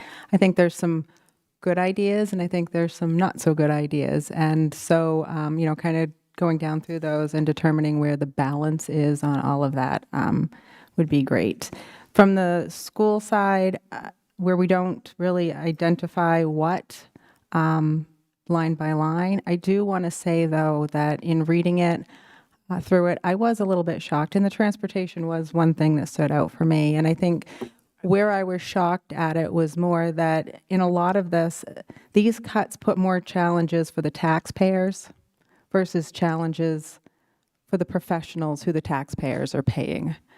And to me, I think that that's something that needs to be well thought out, is who's going to take on the challenge of these things and how much of that challenge becomes the burden of the taxpayer versus the burden of the individuals who are being paid by the taxpayer. And so that transportation kind of outlined that a little bit, especially with, like Councilor Gary Allen just said, how's our kid going to get to school? And I'm not sure that that's something that we would want to put on the taxpayer if I was, determining a budget. That certainly isn't something I would do. But so time to digest and probably time to let the school board really digest as well where their cuts are going to come from. Thank you. Thank you. Councilor Ariana? Thank you, Mr. Mayor. I also really like the idea of trying to figure out where we can agree. I can agree with scenario 1. I would request that the recycling be put in the parking lot for final discussions.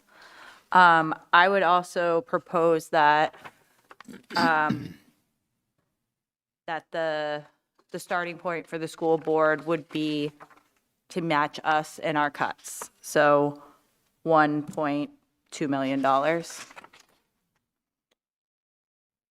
Cuts. in cuts, with their revenue. They can factor in their revenue. Yeah. I need Yeah. 1.2 With our mil- revenue, we're over 2 million. Oh, I didn't factor in our revenue. So it stands. My argument is that if one comes from one side, it needs to come from the other.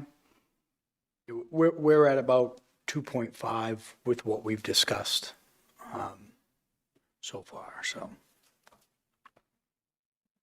So we're at 2.5, but that's not reflected in this memo. No, that's most of that memo with some We're of the, talking about going beyond some of the 2.5 other. here, right? It's not much. That's 2.1, scenario 1. And then I can, there's some other Okay, things. so what I'm saying is I am prepared to support scenario 1. And my starting point for discussions for the council would be that the school board matches us in scenario 1.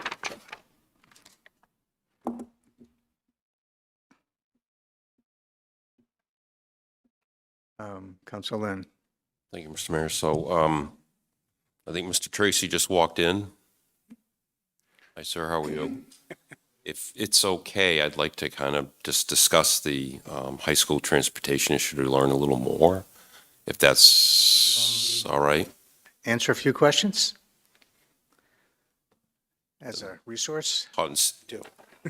Sitting in the hot seat again. Good evening, members of the council. You wearing your asbestos vest? Yes, Yeah. thank you. I put my official. Help me a little. First of all, thank you for doing this. I don't know if you heard me, but we can't pick lines. Yes, It's not sir, our thank you. job, but this helps us kind of understand the risk and what we're. Sure. I know some municipalities just pick a number, but so thank you for you and the school board for coming in, having, I guess, a debate. It helps, I think, the city. With the high school transportation thing, Mr. Tracy, are there separate buses for the high school students? Can they ride a middle school bus? Is there a mileage thing, or could that be flexed? Is it an all or nothing deal, or? Yeah, well, that's what we're talking about. And before I say that any one of these things that you've talked about tonight, is the council doesn't dictate those cuts, the school board does. I haven't had a chance to meet with my board. So We acknowledge just respectfully, they've seen the same information you've seen, but we haven't had a chance to discuss that. So That was said at the top of the meeting. okay, thank you. Yeah. So we're planning to meet Monday night. We've moved our meeting up to try to help with this process as well. So in short, Mr. Lind, what happens is currently we run about 40 buses 4 times a day on many of the roads in Augusta. We do an early run for middle and high school. Okay, that's for all. Yeah, Yeah, okay, all, so we have a first run early in the morning for middle and high school. Then an hour later, they go out and pick up all of the elementary kids on those same roads. And then in the afternoon, middle and high school's dismissed around the 2 o'clock hour, and then elementary at 3 o'clock. So what I threw on the table, and again, I want to back up and say, we would be looking at non-teaching and learning when we're getting into the category of preserving the classroom teacher and the student. So then we have to start looking at the deep level of cuts. We'd be looking at things that are outside of that, those peripheral, important pieces of education, but not the classroom component. So since, and other districts do this, many in southern Maine actually, don't run a middle and high school bus, or excuse me, a high school bus run. So in our case, we would have to refabricate how we would pick up middle school, but we would eliminate one of those bus runs on each end of the day. By eliminating that, it would cut the mileage in half. Okay. So that's the component of the contract. And we'd have to go back and renegotiate that contract with First Student, but that would be what would be on the table if we get to that level of cuts. That would be my recommendation to the board at that point. This is an unfair question because it's so detailed, but do you know if those other communities have hardship protections, or they just say no? I don't think it's a good idea. okay? I don't know what to, I don't think it's a good idea, And if Mr. they're Lind. disabled or, That yeah. We would still be obligated to transport our IEP, special needs students. That's a requirement in the law. But home to school for 9th through I 12th meant the graders. category you just mentioned. Yes, sir. That would be, we would It's still. required. Yes, sir. Okay, yep, all right, thank you. You're welcome. Did I have any hand over here? No. I have a question. Councilor Morris Parley? I had a question, but it wasn't for Superintendent Tracy. I just wanted a reminder of what portion of the budget is the municipal versus the school? What portion of the expenditure? Percentage-wise. So if it's not 50/50, so what's the percentage? Is it 55/45? So the total budget, let me get my calculator out, is the proposed budget. I was working on some other scenarios when you asked me that question. Let me pull that back up.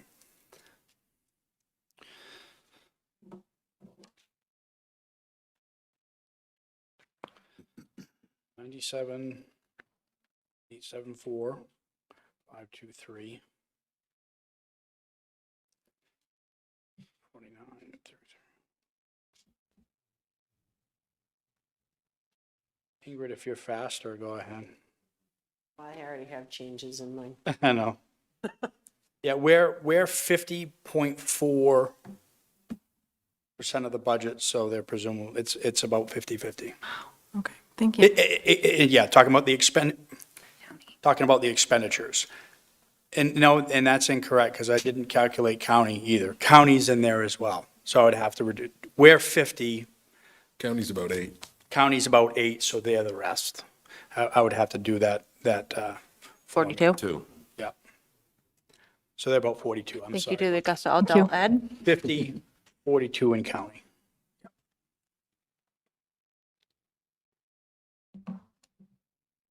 Councilor Gary Allen? My question was, if we were to pause tonight, because I'm feeling like with the school board situation, they're meeting on Monday. If we were to pause tonight, when's the next time we could meet? I really want to hear from the school board about what they think of their information they haven't had time to talk about.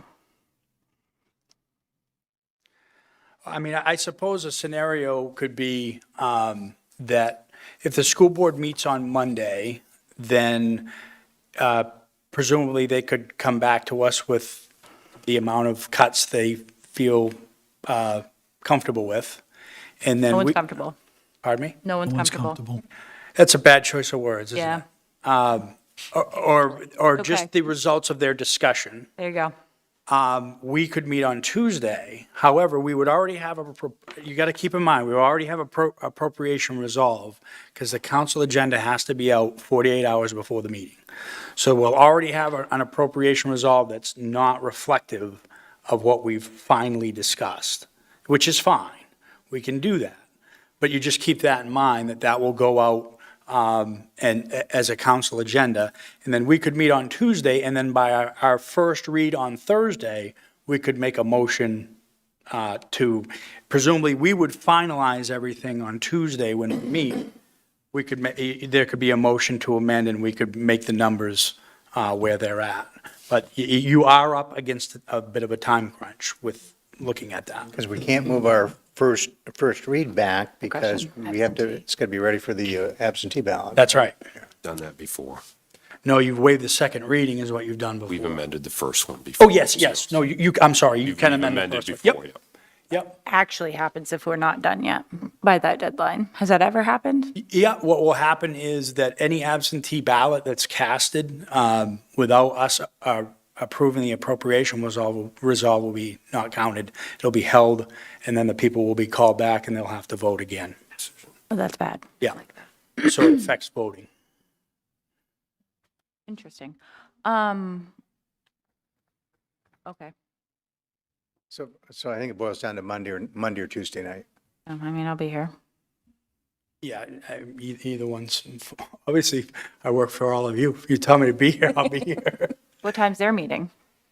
Mike, what time's your meeting? We're scheduled to meet at 6:30 Monday evening at CATC. Okay, so we could meet at Jada? 11 on Yes, Monday, and- 11 PM, sorry, just teasing.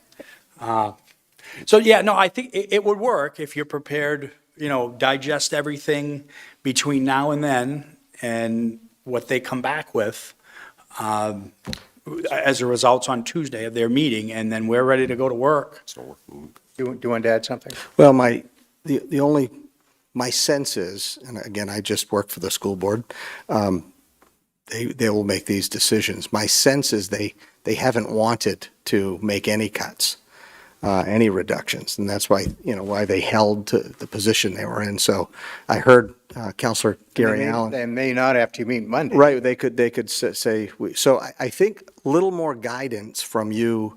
We react to the council. So I think it's hard for me to leave here tonight to go direct them in some sense of how much to reduce.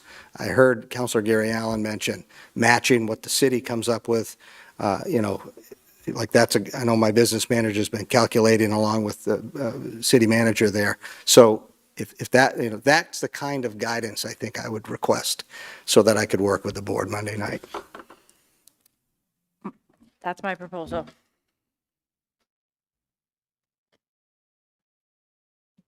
Well, if you had a chance to take a look at the managers, I have did. you swapped? Yes, we did, sir. Yeah. So you know what it would take from both sides to get to 10, 5, and 3%, for example, right? Yes, sir. So nobody wants to be where we are today. I'm safe in saying that. I know some counselors, I would probably bet that everybody was prepared to go with at least scenario one, the city manager's information that he shared last night, save for recycling. We can talk about that separately in the parking lot. And I would bet that most counselors would expect that we would at least ask as much of the school department as what we would do. I'm sure some would go further, but I'm talking about minimums here. And I don't know where that gets us. 2.5 on each side gets us to 10. 10%. Stomach 10. Can we stomach 10? That's the question. I'm not so sure we would have even a majority vote to go that high. I don't think we have a majority vote to go that high.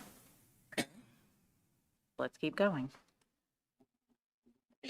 And then there's always, and we haven't answered the question about, we're talking in terms of asking equal amounts from each side. We haven't talked about, it wouldn't necessarily have to be a 50-50 thing, right? So there may be some that say, well, given the size of the school budget, that maybe,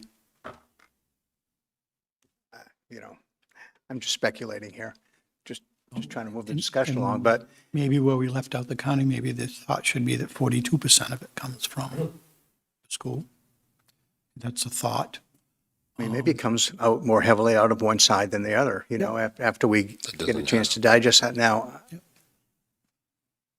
After the public comment and after we have a chance to look at this, but I've kind of exhausted my read of the room. I'm wondering about others. Councilor Sinkowitz. Thank you, Mr. Mayor. Play their cards. I'll play my cards. I am more interested in looking at the impacts than like a 50-50 or a numbers game. When I look at the impacts here, I am seeing positions cut prior to 10% on the school side and no positions cut prior to 10% on the city side, and that many of these things are things that the city, some of them are just findings through the budget, but many of them are things that the city wanted to do. I don't want to diminish the work that the city staff and the city manager did to find these cuts, and that they are real. And at the same time, we can get by for a year without them. I think the things that we're looking at as we go further down the school side are having direct impacts on kids. And so my card is that I would I wouldn't be comfortable. Said it too. I can go to the superintendent's budget and give that directive to the school board if that's what the council is ready to do. And see how that gets us. But once we start getting to these positions on the school side, I think we're seeing unequal effects of the cuts. And that's my main priority, is what effect are we going to have on all of the residents of Augusta? Kids, adults, and older adults. So at this point, like, if we have more to talk about, but I am ready to say yes to the superintendent's budget and yes to scenario one, putting recycling aside. And if we need to go further than that, I think that conversation is probably best for Tuesday, given how the range of opinions we have around the table about it. Thank you. When you, can I ask for clarification? When you say the superintendent's budget, are you talking about everything here? The top piece. Just the top piece? Yes, like send that number back to the school board. The 1.3? The 1.3. Okay.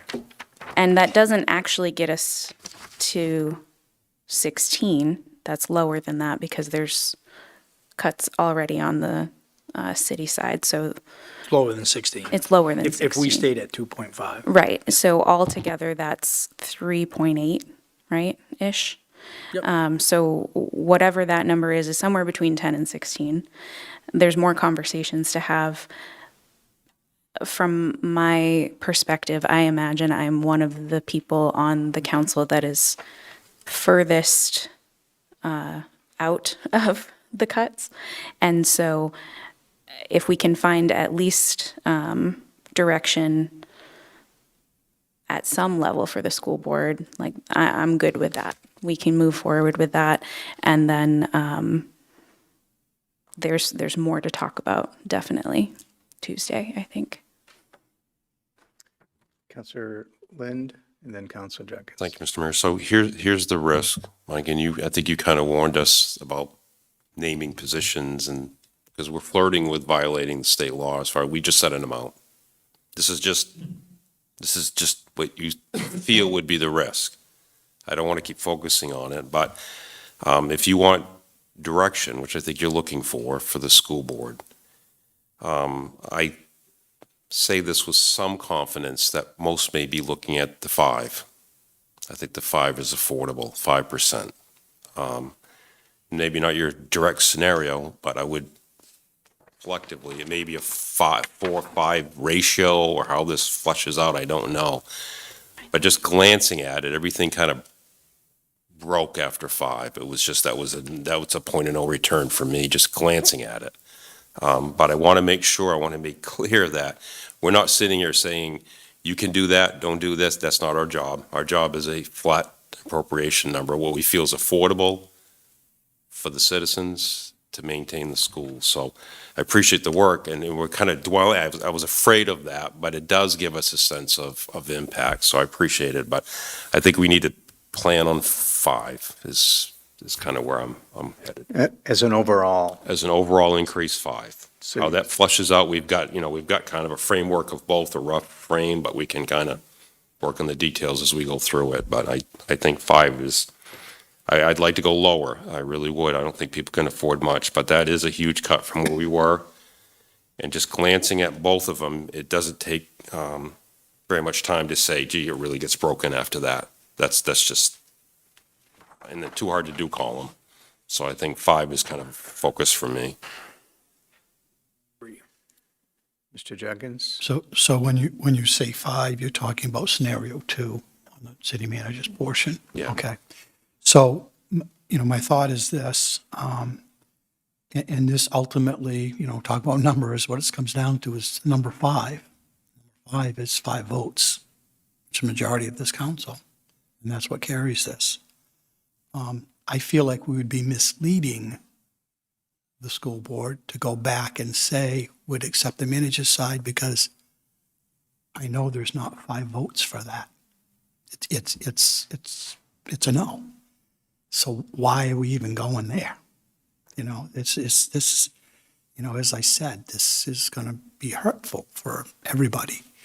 I am at 5. I'm not going to be okay with, well, again, just like Council Lind, I would prefer less, but I've come to realize that's too hurtful, as much as improbable as 21%, 22% was improbable. But 5 kind of is my breaking point. I think there are 5 votes for the 5% scenario. I'm not 100% certain, but I feel relatively confident on that. One thing that may sway me just a little bit as I read through what we did receive from the school superintendent, and again, it's talk about impact, which I know that's, again, not our territory, but it does affect us, and I read it. And it really felt it was much more impactful on the kids and the teachers. I didn't see anywhere near a fair impact on administration. And administration is where I personally feel the school is quite overburdened. If I saw some real effort that came through that looked like it was being readjusted in an appropriate, what I would view, because it's my vote, in an appropriate manner. In other words, a heavy lift on the administration side, I might push a little bit more in your direction. But without something like that, I'm definitely, 5% is my limit, because I think that's what the residents of the city can struggle with, but get by.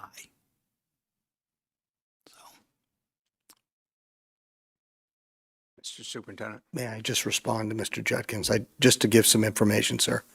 Last year, we cut 2 administrative positions, and this year, through this process, we'll be reducing. Our plan would be to reduce an elementary principal and convert that to a different kind of position. So we wouldn't have, all of our elementary schools would have an administrator, and we'd be making some tweaks in likely my office with some administrative duties shuffling, without being disrespectful, or because we haven't talked with people. Okay. So the scenario that is at the $2.5 million range and beyond has those cuts in it, sir. Okay, and I appreciate that. You're welcome. You know, should understand there's a whole lot of information that's getting thrown at us at this point very quickly. Yes, sir. And I just didn't, again, some of what, was written down, it's hard. I work within this realm, so I get what a lot of things are. Your world is a little foreign to me, so sometimes when I look at it, I'm not, what you would think would be clear, Understood. it isn't, so. Fair enough. Anybody else want to go on record? Counselor Austin? Thank you, Mr. Mayor. I think in many ways I concur with Counselor Sinkowitz's assessment of where we're at and the deepness and the impact of the cuts to the education budget really have me concerned. I'm not sure we can get to 5 without, severely impacting the integrity of that program. I do favor a more equitable approach, and I think if my math is correct, then the school would match at about 84% of where the municipal budget cuts are to make that ratio work. The 42% versus 50% of the expenditures. That may help us to offset that impact to the school and still get where we need to be. So I'd like to see that incorporated into whatever work we do to try to lessen that impact. and work towards a number we can all agree on. Sinkowitz? Thank you, Mr. Mayor. I'm losing some of my threads because I like that idea, and need to get back to the original ones. I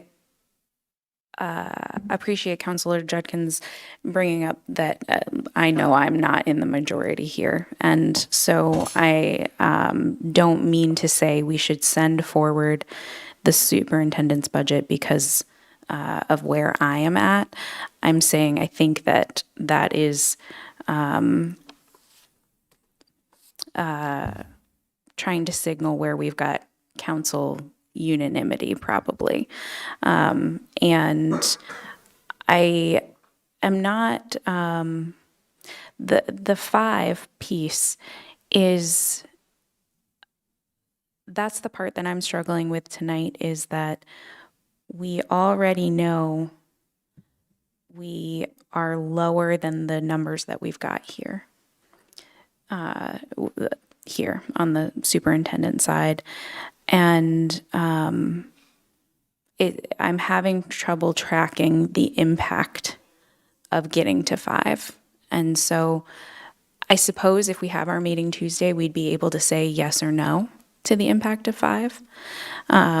And I appreciate Councilor Lind making us not go too far into the line items, but I do, I don't want to tell the school board how to run their business. Seeing the impact, I really appreciate Councilor Lind asking for this because it makes our decisions real. And I think the 84% makes sense, that it's equitable.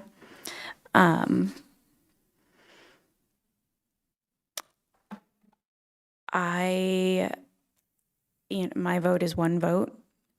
I imagine that 5, there are pieces of that on either side that feel a tough pill to swallow. I'm not sure that I will be on board, but I don't know that we can make that decision without having the information. So at this point, I would look at 5 and see the information for sure, with no promises. Councilor Morris Polly? Yes, just in an effort to try and give a little bit of direction. 5% is really where I was coming in as well. I'd like to see it a little bit lower, but I understand that there's a lot going on here in a lot of different areas. So the 5% really is what stands out for me. I do know that as somebody who's worked in business for a number of years, and going through hard times is part of what businesses do, that we don't cut from the bottom. We don't cut from the area that has the most harm on the individuals that we provide the service to, whatever that service would be. That oftentimes we cut from the top and we work harder.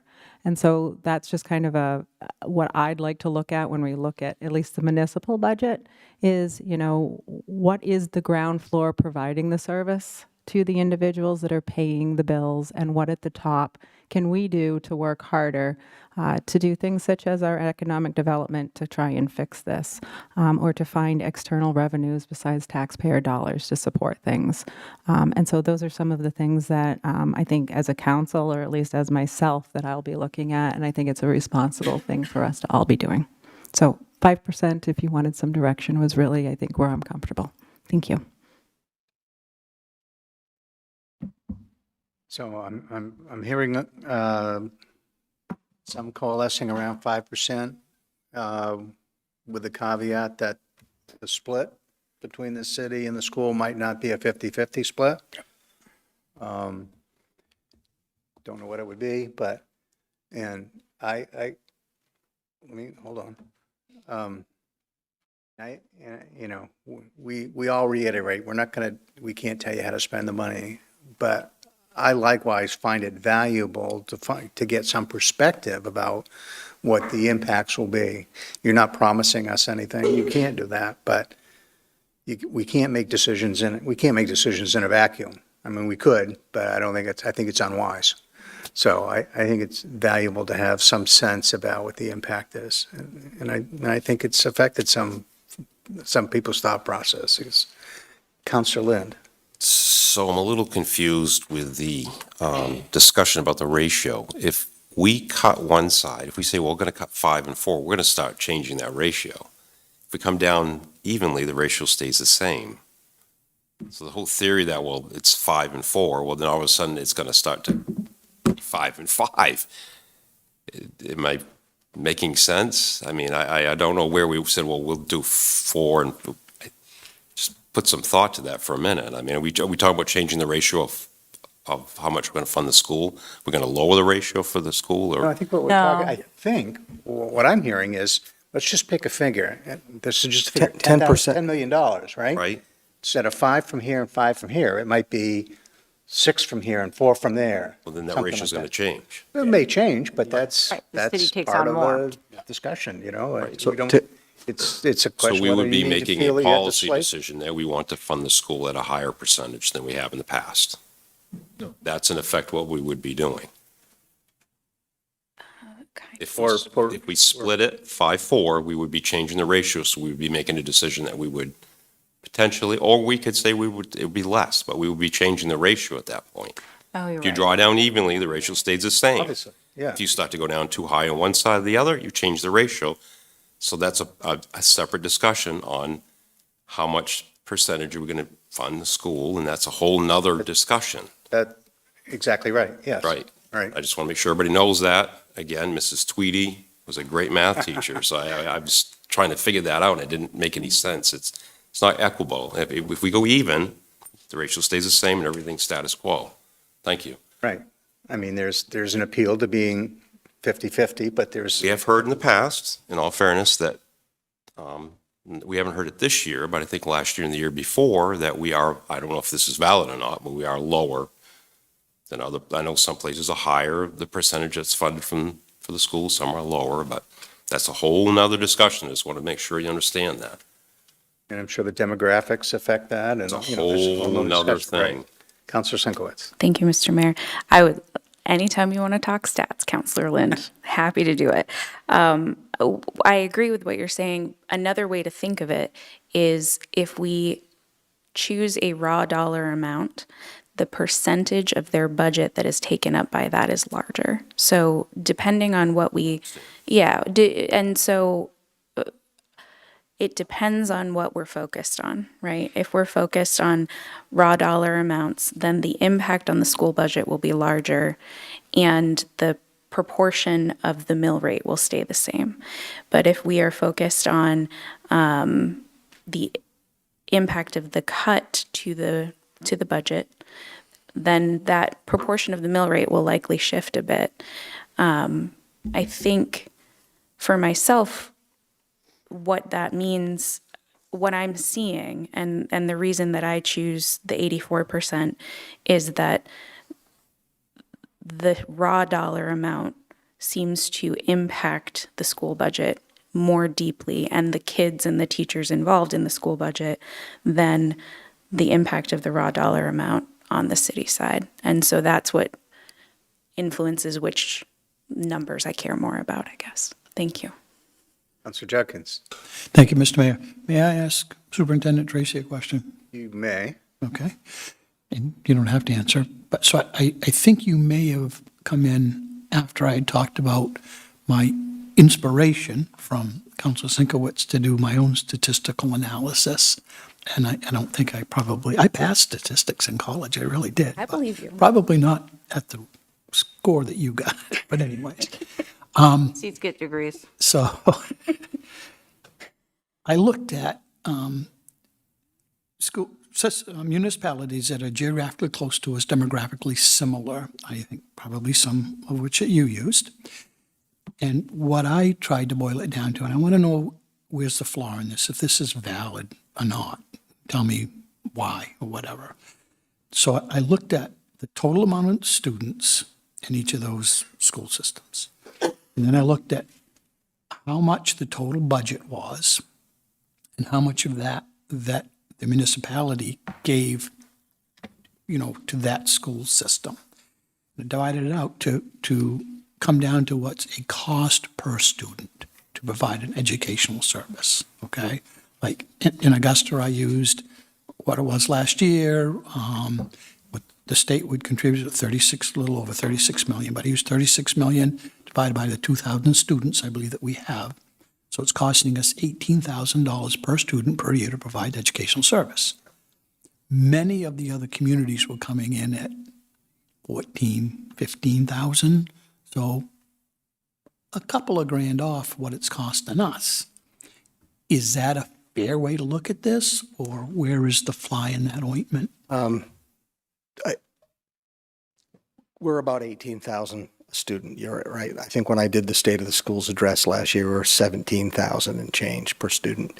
I wonder if some of those school units, those municipalities that you looked at, had larger numbers of students. I think I've mentioned in the past. Per capita, when you have smaller numbers of students, typically the cost of education's more per pupil. Yeah. Augusta's historically been a pretty conservative figure. We've been on the lower end of above EPS, working, we've done a good job with that. In the last few years, we've been creeping up on that above EPS. So I think the fly in the ointment for that is, those numbers are not apples to oranges. When I left RSU 74 in Anson almost 5 years ago, we were like $22,000 per student, and that's because there were a lot less students trying to give a good course catalog at the high school. It costs more per pupil in those rural, smaller areas. So I don't think it's always apples to oranges. I'm not sure. I think the overall cost of education and what it's costing us per pupil, the factors of special education, ESOL, ESOL, those, the microcosm of your city that we've talked about before, are great influencers in that cost per pupil. So I don't know if that answers your question, but I think that if we've talked about, I've heard a lot about the flat funding. I just want to make a comment about that. I've mentioned this to my staff and our school board, that if we did nothing different, if we just took like the maintenance budget, I think Mr. Lynn said that, if we did nothing different from June 30 to July 1st, didn't do anything, didn't add the ESOL ed text that we desperately need, add the cost of transportation that we need, the other pieces, those cost drivers I should, if we didn't even add that, if we just went from June 30 to July 1st, we're at $2.3 million, just the cost of doing business. Just going from June 30 to July 1st. The city's under the same condition.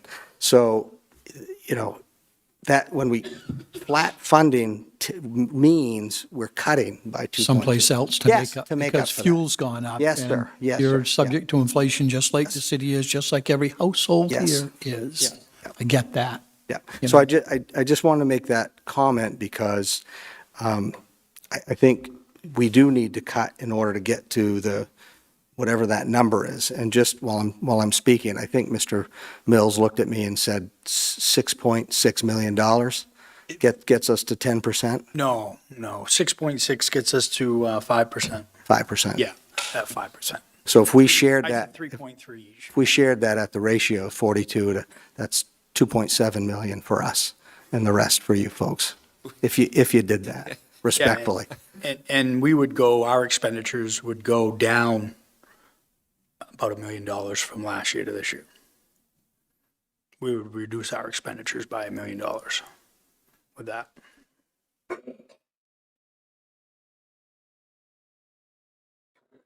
Councilor Lilly? Thank you, Mr. Mayor. Been listening, trying to take in as much as I can. It's my first time doing budget here in the city. I appreciate everybody coming out tonight and those that are speaking around the table. My concerns at this point are that we're backed up against a hard date for Thursday, that we need a raw number. I understand the impact of what we're seeing in front of us, but these could change. These are based on what you feel for the school side, not necessarily what it may or may not be, but possibly, and what the city manager is proposing on the city side. At this point, as we're talking about numbers, I think I'm right around that 5% mark. How we get there, I'm not entirely sure. So that would be my direction. Another concern that I have is that these are when bad decisions get made, is that when it's late in the night, and I don't know how many people are still watching at home, but we'll probably get emails tomorrow of what happened or what did not happen. Seeing this on the state side, every single year they go through their appropriations and somehow they pass a budget at 3 a.m. in the morning when we're all sleeping. I don't think that's going to happen here, and I hope not. It's not. I know. I know that, but it could. I doubt that that's the case. I just want to be respectful of the school board has some work to do. The city has some work to do. I think we have enough direction at this point that we just let the school board do their work on Monday. We come back on Tuesday. But like I said, we're getting into a situation where a lot of numbers are being thrown around, not a lot of digestion. So I'm not sure if it's my place, but to recommend that we take a pause and let everybody do their work, and we come back on Tuesday. Thank you. Sounds like a good suggestion. That's something the mayor would say. I'll take on any good suggestion. Is it Councilor Gary Allen. Councilor Gary Allen? I agree. We should take a pause and we come back on Tuesday. I just have one more process question, and I know the answer to this question. I'm asking it because I want it to be able to be said very clearly on the record for the public. What is the process that the city council has the authority over the school board's budget? My understanding is that the city council sets the total appropriation amount to the school board. We give them that number, and then they decide how to spend that money. There is no scenario in which they could send their own budget to the voters. Correct. Okay, thank you. Correct. Councilor Lind? Just wanted to thank Mr. Tracy, Mr. Mills, the school board, everybody, the people that came out. This is a rough year. It's tough. There's no certainty on trying to pick numbers. This might be 5.1, 4.8. I don't know where we're going to end up. You kind of teased a question out of me. Why is our cost per student creeping up? I think you said it's creeping up. What's causing that? Or do you not? It's probably a lot of things, but just curiosity, I guess. I'm wondering. The overall cost of education is going up. And so that as that increases and the number of students decreases, that increases your cost per pupil. And so we've had, since pre-COVID, the writing's been on the wall in Augusta in reference to the student population here. And in terms of reductions. Decreasing. Yes, sir. Okay. Yes. When I was here, I got here 4 years ago as assistant superintendent, and we had just felt an 80 student loss. So we've already reduced 300 students in the last 5 or 6 years. I don't want to give you the specific number, but on average. And so one of the things we have to do and have been doing is right-sizing the organization to fit the student population. And some would argue what that is. Some would say maybe we haven't tightened the belts enough, and others would argue we've tightened too much. I've inherited this, and I've learned our budget pretty extensively since I've taken over. And there's work to be done. I think the school board will work hard, and I'm sure they have felt the sincerity out of the council. So we'll go to work Monday night. I presented a budget. I want my board and the council to be used to when I present a budget, it's the budget I believe we need. So when Councilor Sinkowitz talks about superintendent's budget, that's because it's the one I think we need for our district. As your superintendent, that's what I'm telling you I think we need. But I also hear, my parents live in town. I just came back with my dad today. And folks, the tax bills are going to be increased. And so the job that you have to balance all that is, I'm glad I'm not in your shoes. So we'll go back and do the best we can. I'll just throw this out here because I'm not good at buying a car. I'm really concerned about going over 2.5 million. I'm just letting you know that I think you're going to get into catastrophic, irrevocable kinds of cuts with the school department if you go past that. The administrative team and I have met, and we think very uncomfortably we'll have deep cuts that are sustainable up to that number. But I'm really worried beyond that. I'll just let you know that. And that's where I'll stop right there. Thank you. Okay. Let's come back Tuesday night? Sounds good. Same time, 6:30 or earlier, or 6:30? Give people get home and have a chance to eat and get here. Anything you want from the superintendent beforehand? I mean, Manager. either one. City manager. Feel free to let me know if you have any questions on any of that as time goes on. I have one more process question. I'm getting a lot of process questions texted to me. And so the next question was, if the general public does not agree with the decisions that were made here, either they thought that the budget should be higher for the school board or it should have been lower, they could vote against the budget, and then it would come where? If the ballot was to the Oh, right. negative. Yeah, it would come back. There's a process that they would have to go back, do work on it, and then come back again, and it would be voted on. So, Back to the. yeah, there's been some school budgets that have gone through 2 and 3 times to get to where they need to be. But that's the process. Okay, I'm not advising anybody to do that. I'm just saying that is the process. My understanding is that if that does happen, that they stay operating under the past year's budget until a new appropriation is approved by the taxpayers. Correct. That's correct. Okay, thank you. Councilor Lind? Thank you, Mr. Mayor. So that reminded me of a brief conversation there with the city manager. In some communities, it's clear when people vote down a school budget, they want it lower. I'm not convinced there's any way to know unless we are prepared, and I'm going to throw this out there, we need to be prepared to do some type of poll or collect some information, because if it gets voted down, some are going to assume it's the people saying they want to spend more in their schools, and some are going to assume it's people wanting to spend less on their schools, and then I think some people may vote it down just as a protest because of the tax increase. So we need to kind of figure a way to get the best information we can if that does happen, so we don't set a second one out on an assumption and it's the wrong assumption, then we're back with a third one. So just a thought that we need to be prepared to do some type of polling. Thank you. Councilor Lilly?